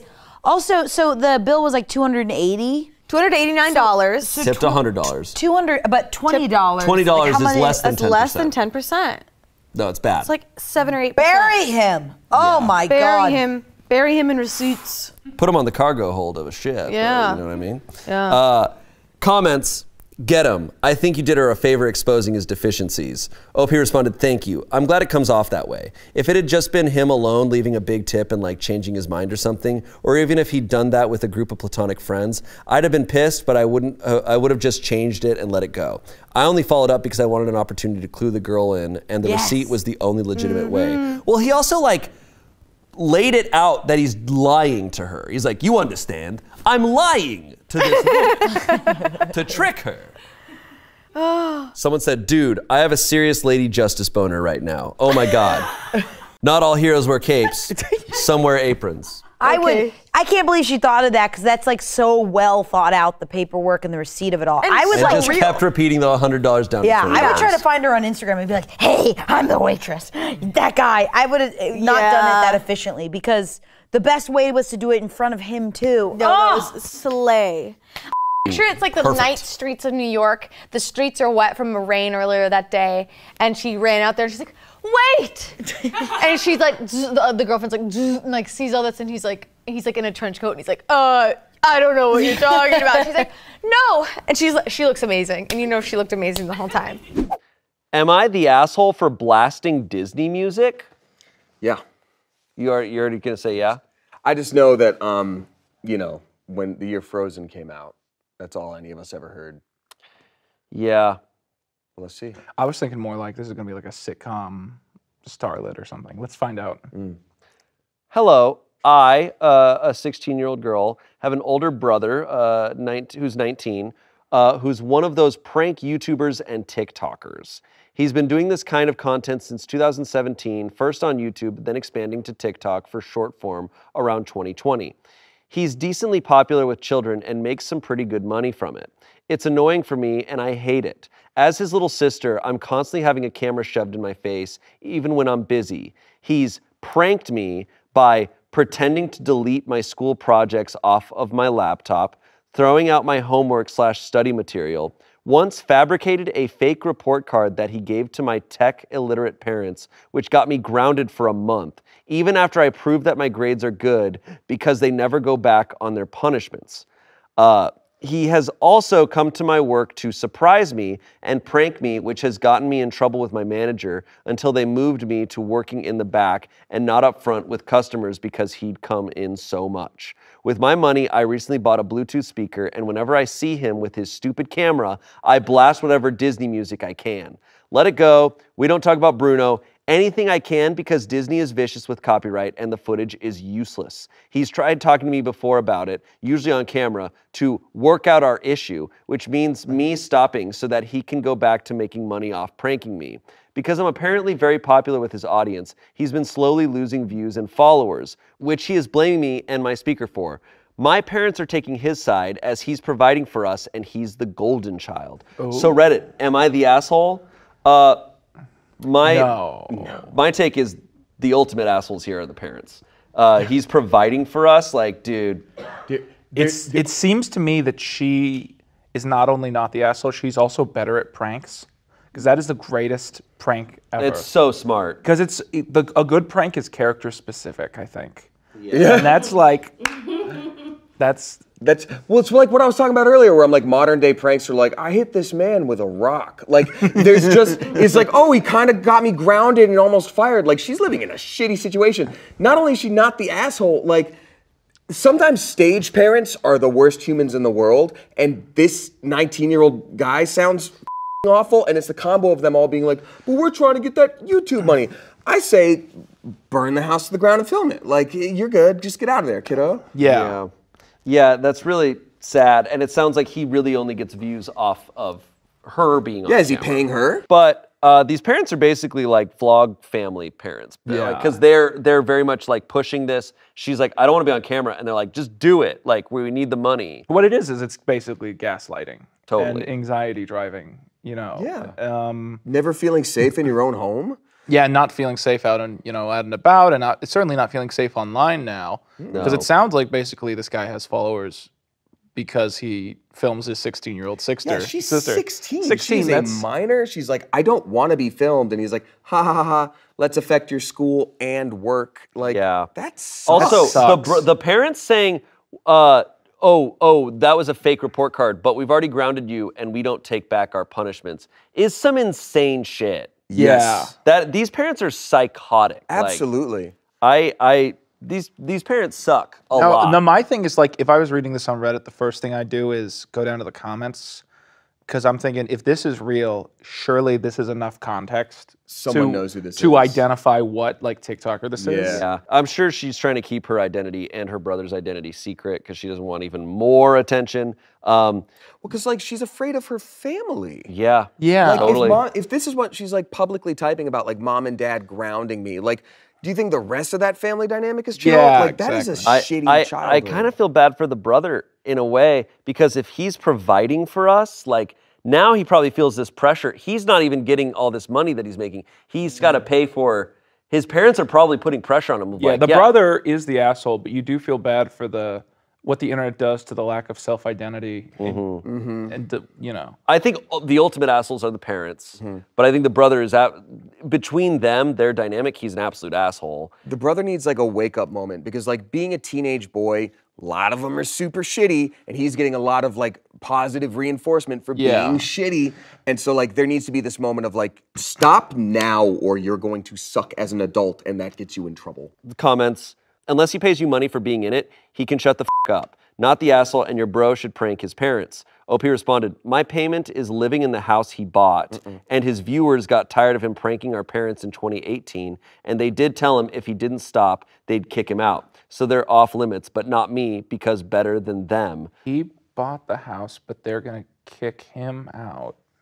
Someone responded, he bought the house and was threatened to be kicked out of it? Okay then. Sounds like your parents and brother haven't figured out that the power dynamic has shifted to brother's favor. OP responded, the house was bought in 2020. Before then, we lived in a small apartment where he would prank them. My mom particularly got really annoyed with his pranks and told him either he stop or he find somewhere else to live. Damn. Those parents are deadbeats, dude. Oh, holy crap. And this sounds like it is just they were bad parents, and now and that reflected onto him. Someone else said, not the asshole, he is harassing you against your consent. If he can't make views without harassing you, then he's not really making the money himself, is he? Someone else said, you have a massively dysfunctional family if your 19-year-old brother's TikToks are providing for your family. Your parents suck and your brother sucks. As soon as you're 18, find a way to move out and be on your own. OP responded, I am. I have my job so I can save money, and I have some friends who also want to move out at 18, and we plan to find an apartment to live in together. My parents are trying their best. They're immigrants, and me and my brother are first generation. Before his channel, our family struggled a lot, so they see his pranks as something to endure so that we don't return to how we were before. My brother sucks. My parents are doing their best, even if it's misguided. That has 1.9 thousand upvotes. Is this really such a common? We've been given so many details. You know what I mean? Yeah. I'm thinking to myself, is this just so common that this could be any prank channel on TikTok? Yeah. I mean, it was common amongst when I was a young actor, when I was a minor as an actor. A lot of my friends, and some of it was actually not. I mean, I can't speak for other people, but it didn't all come across as dysfunctional. But a lot of kids, when they were successful, I think they had that pressure to provide for their families. And It's tough because you don't have the context when you're that age. Because I've known people who were younger, minors, and they were the breadwinner for their family as an actor. And even if the family seems great, and it's no, it's my parents' job to make sure this happens. I'm no, no, you don't have to do that. It's always been very weird to me. In the same way where it's oh, well, I get to live in this house. That's my payment. It's no, you're a child. They had you. Yeah, it's their job to keep you alive. You're 16 years old. If they kick you out of the house, they go to jail. Yeah, exactly. It's it's my, you get to live under this house for free. You're lucky I don't charge you rent. It's okay, motherfucker, let's call CPS. Let's see what they say about this. We have a quote here from Keke Palmer, who was a child actor. Reminiscing on this beautiful experience in my life, I had a great epiphany in therapy recently.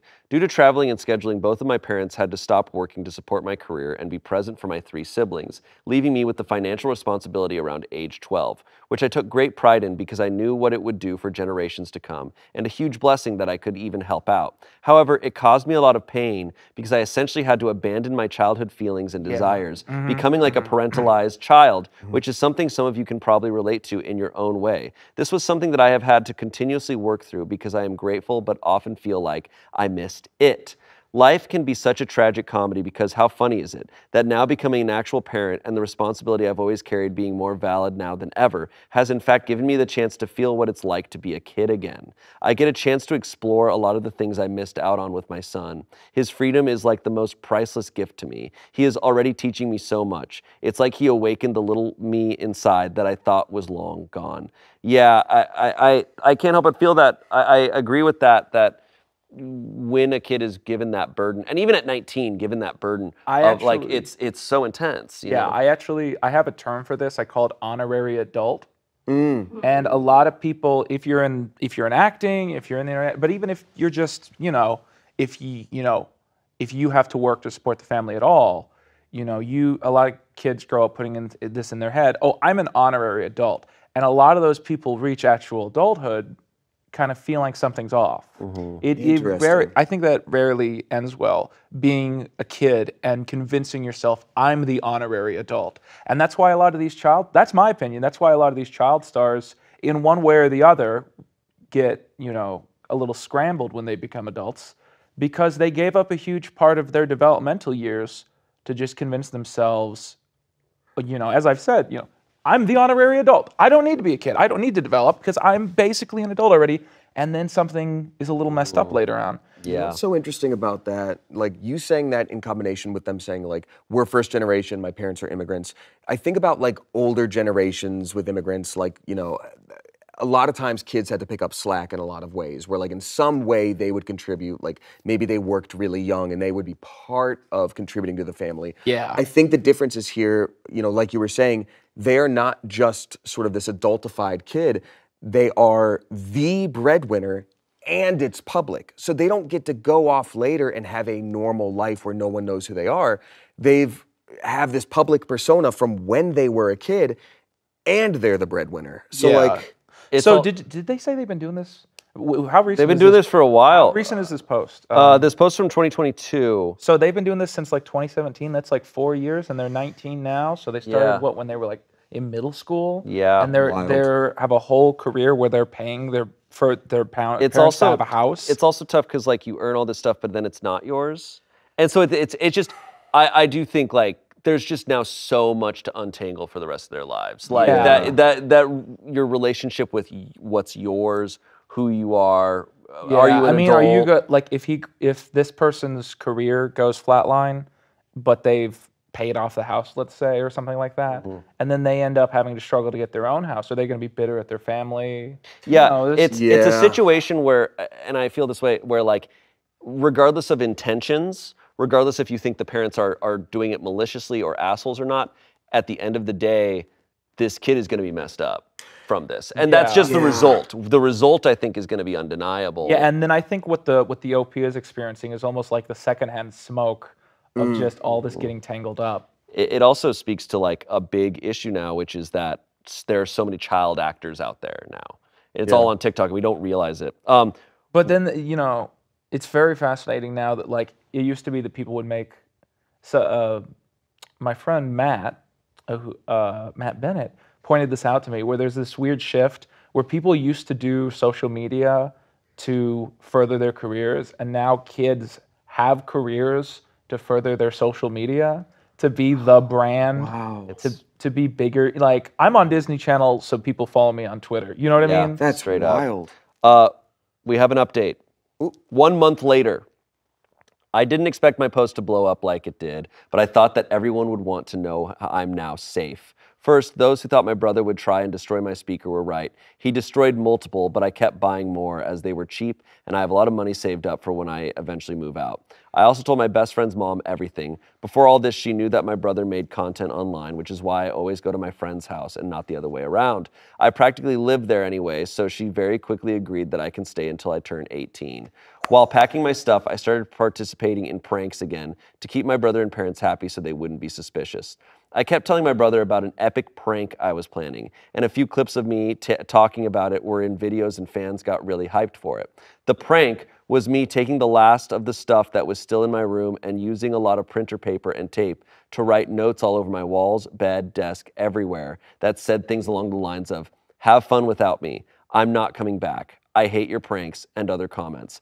I doubt he'll post the video, but I like to imagine he turned purple seeing it all. I'm currently at my best friend's house and we are working things out legally so that I can stay without my parents claiming I was kidnapped or anything. I'm also considering getting a restraining order against my brother and am looking for a new job, hopefully with better pay so he can't try to see me while I'm at work. I still won't be making any social media or exposing my brother. He can lose his fans on his own without my help, and I can stay anonymous and out of the public eye. Thank you everyone who gave me advice. I really appreciate it. Wow. Yeah. And now there's another update. Oof. Let's go. Almost 1 year later. This is recent. I bought an even bigger house than him. This is from about 2 months ago. Okay. November 2023. I didn't know if there was a subreddit that I could post this on, so I'm posting it to my account. First, before anyone asks, I still don't have any interest in content creation and won't be making any videos for my family. I'm safe, I got emancipated, and I'm no longer living with my friend. I have an apartment with one of my friends I was originally planning to move out with when I turned 18. The apartment's tiny and not great, but we're managing. The rent's cheap, and that's what matters. My brother, parents, and extended family are finally leaving me alone fully. They kept trying to convince me to go back and rejoin the channel, promising to not do more pranks and all kinds of other things. I threatened to make an expose video, which finally got them to leave me alone. I've had to change my appearance somewhat, a new haircut and dye job, because people would sometimes recognize me, but that's it. Nothing else happened. I have a new job and am on track to go to college and live a perfectly normal life without a camera in my face or a Bluetooth speaker constantly on and blasting Disney music. Damn. Happy ending. Wow. Holy crap. That's, at this point, this is the conversation always comes to. I'm not 100% convinced that this is real, but this is a thing that happens. And I think that's the important thing, is that this happens. This is a hell that people live in. Yeah. I would agree with you. And I think, to be honest with you, the entire time, obviously, I'm like, parents asshole, brother asshole, yes. There has been a tiny, tiny, tiny part of me, and hear me out, tiny part of me that's like, okay, immigrant family, maybe not a lot of opportunities, having access to money for the first time, like this could be the life that we've all sacrificed to build. This is your sacrifice too. Like I can see that mindset a little bit. What really snuffed out that tiny bit of spark for me was the fact that she's like, they keep trying to reach out to me to get me to rejoin the channel. Yeah, that's nope, it's not. We miss you, come home. It's just like, our views are tanking, Elizabeth. And I think the threat of an expose video got them to go away. Is like, oh, so it is bad. Yeah. You also know it's bad. Yep. And it's the fact that they don't seem to care that she's gone from the family. Yeah. Yeah, obviously. A few comments here. Wow, and after that, your parents are still minimizing all of it. Glad you got free. Someone else said, I remember your original post, and I'm really glad to see you're in a better place. I thought emancipation was a good idea when I read your post. From someone who emancipated themselves as a minor also, I'm sorry that you had to do that, but I'm glad that you have more autonomy over your life now. For me, at least, things have only gotten better over the years, and I hope the same goes for you. Wow. Well, good ending there. I bet that's a lot more common around here, because where I'm from, I've never heard of someone having to like. I know of it here. My sister had a boyfriend who, I was very young, so I didn't fully know the circumstances, but I know he lived with us for like a year or two because his family was leaving, and I don't know the circumstances, but like I think it takes something to have him live with us for a year or two. You know what I mean? Yeah. It wasn't even like, oh, they're gonna get married and we're very classic. It was just like, you can stay here. So I do want to say, shout out, big W to the friend's mom for recognizing that and being like, yep, you're staying here. Like, that's huge. Very cool. That's huge. And I hope, despite the stress and the trauma that probably happened for, some important years, that, some sense of normalcy has arrived. and she had to change her appearance. So she was pretty famous. I can't imagine being famous and not wanting it ever from the not from your own actions, not from trying to do anything, not posting a video yourself. Because your privacy was invaded. Yeah, it's so insane. It's not even your thing. It's not even like, oh my God, you're that starlet from that Disney show. I bet life is crazy. It's like, no, things are happening at me every day. Like I didn't do any of this shit. That's awful. That's terrible, yeah. And it speaks to how nice that this original poster is, that she's like, I used all these markers on printer paper and taped it to the wall. I'm like, I would have written it in the wall with an axe head. Like, for her to be like, well, they can just take this down. Right. Like, way to not damage the room. I How always polite. want to do stuff like that. I did something like that when I got fired once. I worked at a pizza place whose name resembles the name Caesarean, and God, you're smart. I love that. where was I? Oh, I've told the story in a video. Some guy was throwing away rags, and they just decided to blame me. So they fired me over that, and it was also because my channel had blown up for the first time, and the manager basically presumed that I would be fine if I just did that instead. So they just fired me, and so I took the calendar up the wall and I wrote Q off on every day until I could. So That's funny. That's good. So just for every month for a while, it just said Quentin off, Quentin off. That's awesome. Really funny. Hey, maybe he was trying to do a kindness. He's like, hey, get out of here. Go follow your Well, that's YouTube how he dreams. pitched it. It annoyed me. He was like, you just don't seem happy. You're like, dog, that's my face. You know what would make you happy? Less money. Yeah, money is the root of all evil. And evil makes me pretty sad. I'm doing you a kindness. Get out of here. Hear me out. All right, next story. This one's for the Doods. Yo, this was for the ponies. Today, I f***ed up by masturbating too long in the shower. That's right. So it's a 19-year-old dude. So I live in an apartment off college campus with 3 other guys. Everyone else was at class, and I decided to pop in a microwave lunch before hopping in the shower. Now, living with 3 other guys and sharing a room with one, there's not a lot of privacy. I was planning on anything, but got in the shower. Morning Adderall kicked in for my ADHD, I swear. Realized I was naked, and it had been a bit, and went, might as well. I popped in my water-resistant earphones for a more immersive experience, and in case the roomies came back unexpectedly. I may have gotten a bit too into it. It was an intense video. So what was supposed to be a quick shower turned into a 40-minute aggressive, ham-fisted session of earth-shattering self-pleasuring. I walked out a bit woozy. You can imagine my surprise to get out of the shower to find it surprisingly steamy with an awful smoky smell I hadn't noticed before. I walked out of the bathroom to the kitchen to find my kitchen literally engulfed in these giant ass fucking flames and the smoke alarm going nuts. It turned out instead of hitting the microwave for 4 minutes, I added a 0 and set it for 40 and set my entire apartment on fire. Immediately, I ran out and called 911, but they were already on their way. A neighbor had called after smelling smoke. The firemen came down. My whole apartment complex had to be evacuated. Lost most of our kitchen and our living room and everything indoors with severe smoke damage. I wound up in the hospital for a few days due to smoke. Inhalation. Yeah, I'm like, holy shit. My roommates are pissed. Could have died, but not gonna lie. I get now why people like being oxygen deprived during sex. Okay. Okay. Can I say the obvious thing? Yeah. Should have in the flames. Hey. Put him out. Put him out that way. Would have worked. Holy shit. You know, if he suffocated the flames like he was choking the chicken. Hey, wait. This guy, It's for the boys. this guy has the same energy as that one dude in Pompeii who was jacking it when the. Oh, when he died? When he died. When Yeah. the flames, they're like, yeah, this guy fucking, nothing was gonna stop him. Yeah. Wow. Bastille wrote a song about it. Or, I don't know. I don't know about that one.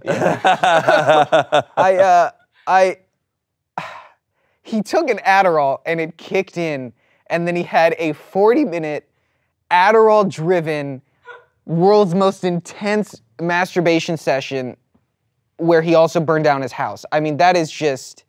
pretty epic. Here's the thing, with Adderall, you can't pick what you end up focusing on.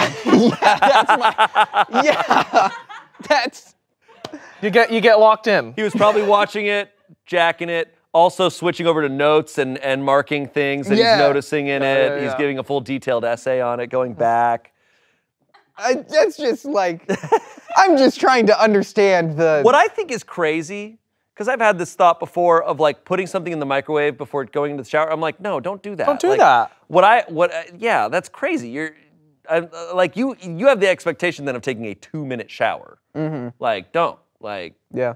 I get scared leaving my portable AC on when I go to sleep in my bedroom. I'm like, I'm gonna burn alive. I say that, but when I was 19, I could see like just you're like, I'll throw that in the microwave, and then you get in the shower and you're just like, what am I doing now? Oh, I forgot.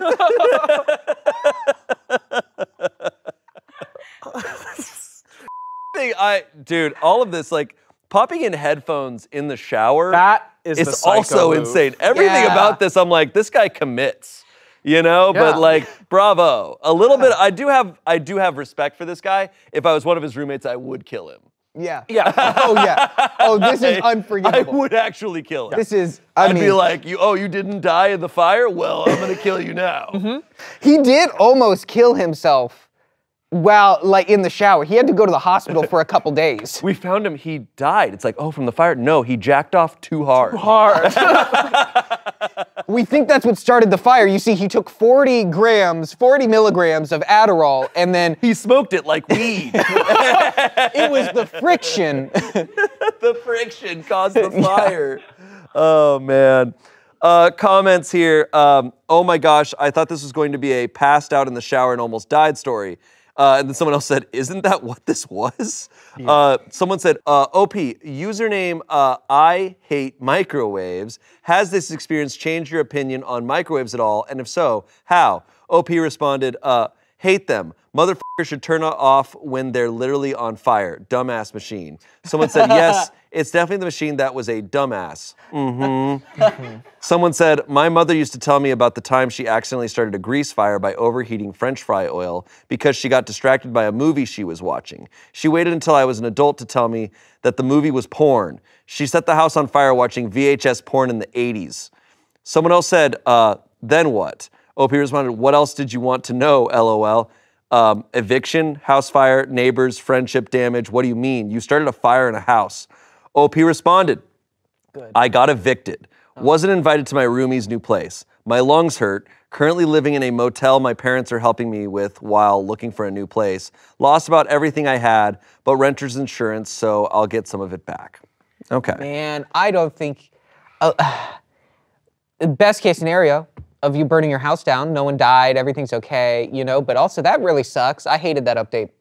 That's a sad update. No, I think that's exactly what was going to happen. But it is arguably maybe as soon as that fire started, this is best case scenario. Absolutely. Like, you know. Do you think he gave up masturbation? Oh, do you think he's on the NoFap subreddit now? Like, what if he has? He became the chosen. Yeah. What if? Yeah. I know what I must do now. Yeah. I think after something like that, I might have PTSD. Wow. That's insane. You got Brennan. That's Hey. Brennan's so mad about that. Yeah, holy shit. That's a fucking nut story. Yep. That's a nut story. Now,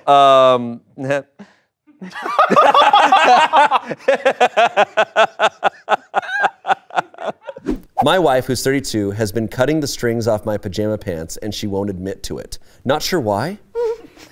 What a strange crime. Huh? She wants my pants to fall off. You really said a lighter note. Some background. We have been married for 10 years. This behavior is pretty recent. The situation really isn't that bad, but I was hoping someone could have an explanation.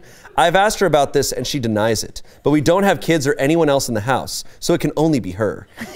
In the last year or so, I've been discovering the tie strings from my pajama pants have been disappearing. Again, we don't have kids and I'm the only one who actually has to leave the house to go to work, so she's alone in the house a lot. Her pants still have all their strings, but none of mine do. What is this? I have bought more pants to replace the ones with missing strings, but those eventually go missing too. What? We have a good relationship, and I don't know why she denies it when I ask about it. It's really not that big of a deal, so I don't really press the issue. It's just really bizarre. She is a bit of a prankster, and so am I. But I don't know what the point of the prank is, if this is indeed some sort of practical joke. Does anyone else have any experience with this sort of thing? What the hell is going on? I'm low-key crying. Sometimes, I do notice sometimes the strings of like your hoodies or pants They get lost in the wash. They can get lost in the wash. Who's also your delivery, Shane? We are kind of pranksters, but I can't figure it out. We are pranksters. I But wish somehow the strings. I have a string theory, but not the usual kind. This is crazy. It's nuts. Hers are fine. She still has her strings. Oh, she has all her strings. What the hell is this woman's deal? And she's like, maybe it's like the guy who tells his girlfriend that she smells bad all the time. What if one night he hears like rustling from the closet and he opens and she's eating spaghetti, but it's not spaghetti. It's all the strings. It's all the strings from all the pajamas. She's like, I was picturing like a little monster covered in pajama strings going. Oh my God. Oh, sorry, it wasn't my wife. It was the string monster. I wonder, what if they had a pet? He doesn't clarify if they don't have pets. Because what if he leaves his pants on the floor all the time and the kitty or the dog get it? Oh, cats would totally get that shit. Okay, there's comments, and they provide some info. I'm wondering why OOP immediately came to the conclusion that it's his wife stealing the strings. OP responds, because we play pranks on each other, and this is the type of prank she would do. She'd do the long con, too. So I wouldn't put it past her to do something like this and keep it going for a year. I'm dying. This woman is great. Someone else said, why is your first instincts to distrust your wife? OP responded, it wouldn't be the first time she had pranked me in this sort of way and denied it for months until I finally believed her. What? Just to say gotcha and admit to it. I honestly thought it was one of those again. Someone else said, I don't have a wife and all my hoodies/drawstring pants lose their strings in the laundry anyway, so that's something to consider. Yeah, like what if they do their own laundry for their own clothes and she's really careful about her strings and his go away? We have multiple updates. Oh, thank God. So, predictions now. What are you placing your bets on? I think it's prank. Yeah, I think she's just. You think she's pranking him? Weak game. I don't think she's pranking him. I think they're getting lost some other way. But why aren't hers getting lost? Like. I don't know. I think this is his fault. Is this a Dr. Seuss book? What? Like, what is this? Okay. A thing, I've lost my string. Okay. So I just got home and checked inside the waistbands of all my pajama pants. I only have 5 of them, so it didn't take long. No strings in them, so they definitely didn't retract. I need to get some sleep, so I'll check the washer drum and filter when I wake up. What is it? This guy's got to go to This work. feels like a horror game. This feels like Five Nights at Freddy's. It's like, what? okay, I'm checking the closet. Okay, I'm checking the laundry. Okay, I'm checking. And all of a sudden someone jumps out and steals the strings. Yeah, I feel like I feel like Jim Carrey would play this person. Like this feels like a Bruce Almighty bit. You know what I mean? Checking. Yeah. Where are the strings? But where are the strings? Okay. Update number 2. Oh boy. Someone in the comments suggested maybe my cat had been taking them out and hiding them since cats tend to have hiding spots. There's a cat. One of the spots is under the couch. I just checked and I found one there. It's just one, but it's a start. I'm gonna check his other spots too. Okay, you need to throw a cat in the mix. Tell us about the cat. If the story is about strings and there is a cat. The cat It's is the involved. cat. The cat is involved. String plus cat equals cat. Yes. That's it, and that's math. And that's cat math. Update number 3. Okay, so when my wife woke up, I told her about finding a string in our cat's hiding spot. She was amused and wanted to help me look at his other spots for them too. Well, none of his other known spots had them, but she noticed something weird about the back of our other couch. It had a small hole in the bottom of it.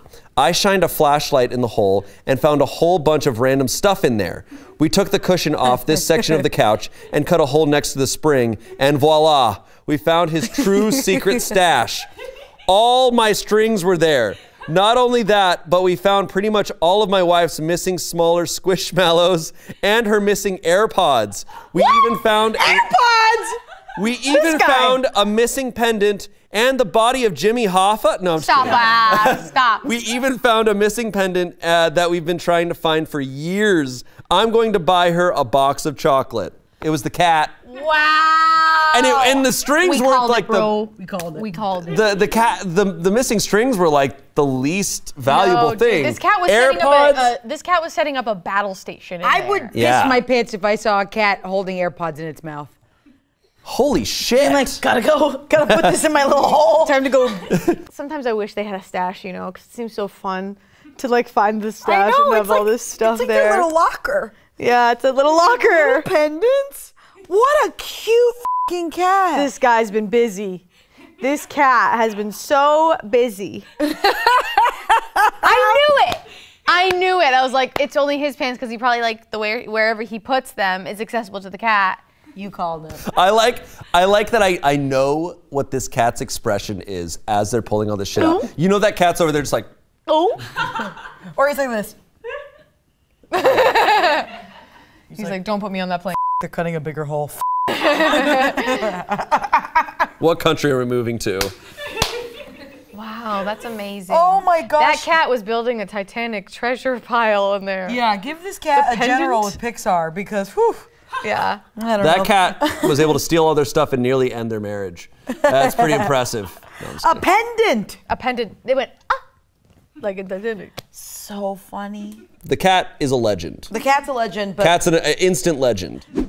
Am I the asshole since I constantly comment on my girlfriend's taste in TV shows and movies? Probably, yeah. Let's This is go. the same guy from the first story. this is a Breaking Bad dude. I can just, it's gotta be that, right? It's gotta be that it's like, she doesn't like Breaking Bad, so her taste is horrible. I thought you meant it was Jesse. I was Pinkman. liking to Yeah. I was hoping it'd be the first guy again. I was hoping it'd be the edit the movie into TV shows guy the again. British one. Oh, that one. I'm really hoping that Breaking Bad gets mentioned in this. It'll be so funny. Breaking That's Bad so or The good. Sopranos or The Wire. Am I the asshole since I constantly comment on my girlfriend's taste in TV shows and movies? So as background, my girlfriend and I like to watch a lot of TV shows and movies together. And in the beginning, she introduced me to a couple of reality TV shows, things like 90 Day Fiancé and Real Housewives. We'd have a little routine of watching them on the weekends, and unlike most shows, they'd go on for a while, several months in fact. So it was a hallmark of part of our relationship. And it was great. I'd make jokes, we'd comment on the characters, and more. Gradually, though, I noticed some trends in the shows. People with mental health issues the shows were clearly exploiting, drama, fabricated or not, that made for easy television but was crude and shallow. At some point, I began to change my view. I started to consider the kind of content I was consuming and the way it was shaping my thoughts and behavior. I started to look at it like food for the mind, and the difference between a sugary snack and something of substance that makes you think and consider things. I have my cigarettes, as I call them. Lucifer was one of them, for example. I've phased out many games, for instance, which used to be our thing, I would play while she watched her shows. And I started being more vocal about my preferences. I'd ask her to occasionally find a documentary or a film that had more meat on the bone, something that was meant to challenge us, help us change and grow. Just add some variety. Usually it's just murder/cult docs or reality TV shows for her. It isn't about being a snob, though I'm willing to take the hit that it's easy to seem like a snob with this stuff. Simply by me commenting on the qualities of the shows she's watching, she's made it clear that it feels like I'm controlling her. I can see her point of view. My position isn't all or nothing. It's about balance, willing to try new things, throwing yourself a curveball. On the other side, if she doesn't want to change at all, I can't force her to, and making comments isn't helping things. She never comments on my stuff. She just lets me be me. So am I the asshole for always making these comments? This is another one of those live together things. Yeah, this took a different turn than I was expecting. Yeah, because it's just because I'm thinking to myself right now, like, you know, I wanna be all judgmental, but like if my girlfriend like only watched like David Zaslav reality shows, I'd be like, maybe we shouldn't be together. Like maybe. So you would make comments, you would just leave one day, never explain, Yeah. and then leave Yeah. them I confused cover my forever. bedroom and I'm gonna go get bits some of paper. Lucifers from the gas station, and then you don't come back. I love it's like, I have my cigarettes, like Lucifer.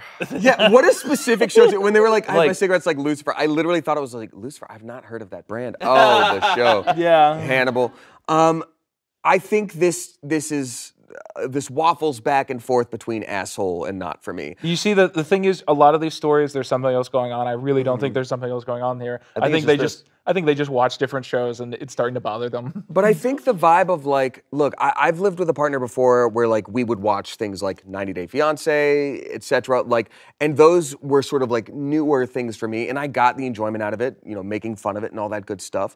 But I do also agree that like it very much exploits mental health issues. Like someone will join on a show and I'm not even like, oh, I bet they'll show their true colors later. I'm like, that person has an issue they're dealing with right now, and that's gonna come up. So like, I get that, but it's almost like if you decide to get really healthy and then all of a sudden you're like, ah, I see you're eating a burger again. You know, ever since I switched to salads, I feel way better. It's like, that's what makes you an asshole. Like, offer up that like, hey, I wanna enjoy something mentally stimulating with you. But if you're just constantly commenting on it, it's like, yeah, they know they're having a cheeseburger. Let them have their fucking cheeseburger and enjoy it without you being like, Yeah, it's also a tough thing where it's like, yes, are those reality shows exploiting people? Absolutely.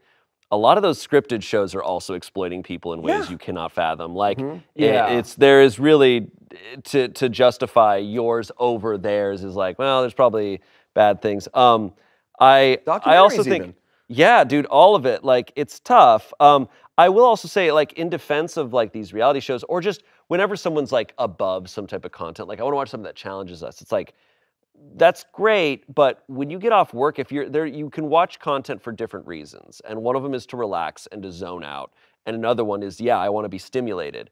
But if you're exhausted, I don't want to watch something where I have to think. Like, I literally can't. I literally cannot. I need to be so like refreshed and like mentally present. That's why it took me forever to watch Severance. I'm not gonna like sit down and be like, time to relax and watch Severance. Yeah, I just got off work. Let me watch that thing that's all about work. Like work.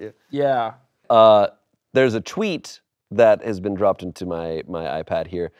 Someone said, no, like I'm actually convinced Selling Sunset is Coco Melon for the 18 to 49 female demographic. It's endless, senseless drama, goofy outfits, bright colors, loud sounds. We've been hypnotized, I fear.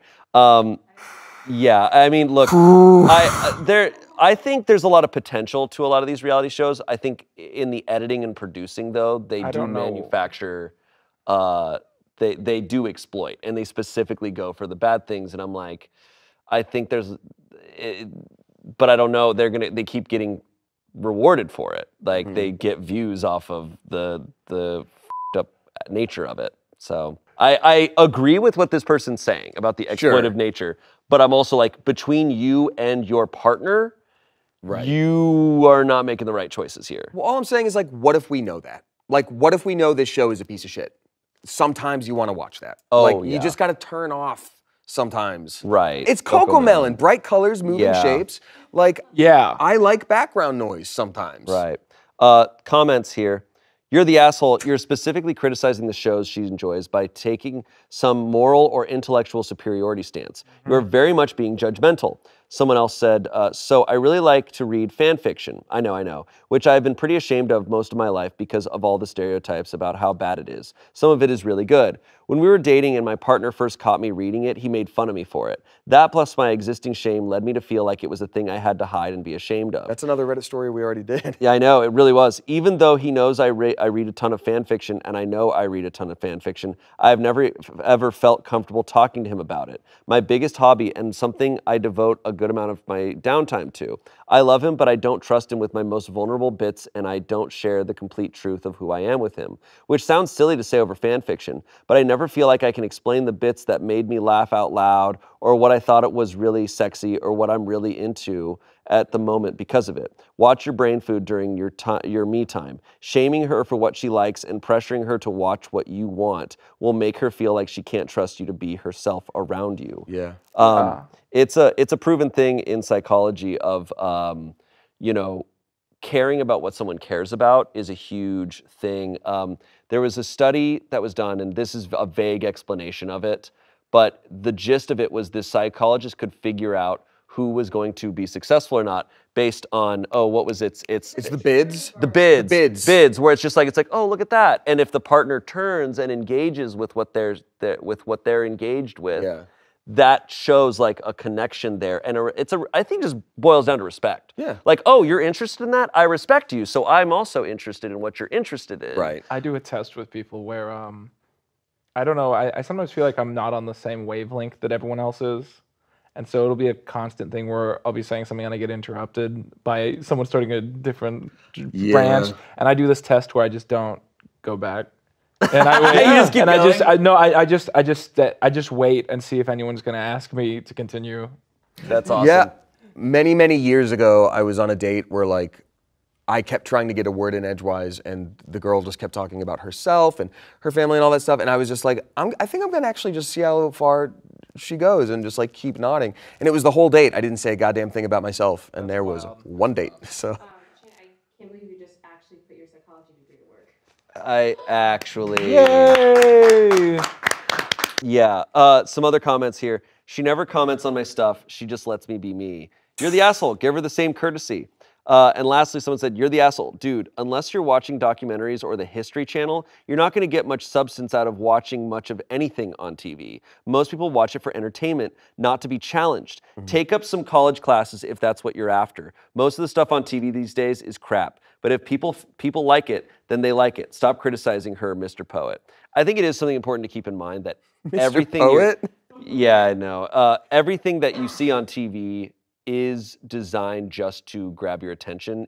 Their incentive is not to give you anything. Yeah. And a lot of people can agree, like, when it comes to televised stuff, like, that's the case for news, it's the case for anything that you think, like, oh, it's informative, like, this, whatever. It's like, their goal is only to keep you watching. Yes. They are not interested in actually making you a better person after this, like, when it comes to TV, from big things. If you want to learn something cool, you go to TikTok. Hank Green will pop up and he'll tell you cool things. Get all your facts from TikTok. Don't look into that it. I've learned. So there's two things in my mind right now. First of all, a lot of these Reddit stories kind of feel like when someone's venting to you about something and they kind of don't really care about what they're saying as much as they're leading on, where it's more like they just want to get this feeling off their chest. Yep.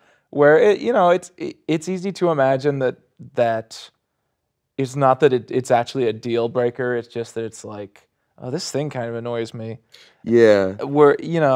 And then the second thing I wanted to say was, I guess it seems like a thing where they might just want to have a conversation about like balancing what, if they're watching something for who, if you want to watch Breaking Bad, maybe there should be a point in time where you get to choose to watch Breaking Bad, Well, what I do agree with is it does sound like this is very much the girl, based on this story, they're watching mostly what the girlfriend is interested in watching. Yeah. And not as much like, it'd be okay if it was just like, oh, can we watch something I pitched tonight? Like, I have something I want to watch with you. Yeah, maybe this is a situation where there's something else going on. Maybe I was wrong. Well, I think it's more of a thing about like, no, I think you're right. Like there's got to be a balance, and it is no longer about like who gets to pick what we watch tonight. It's like, I want to pick what we watch tonight.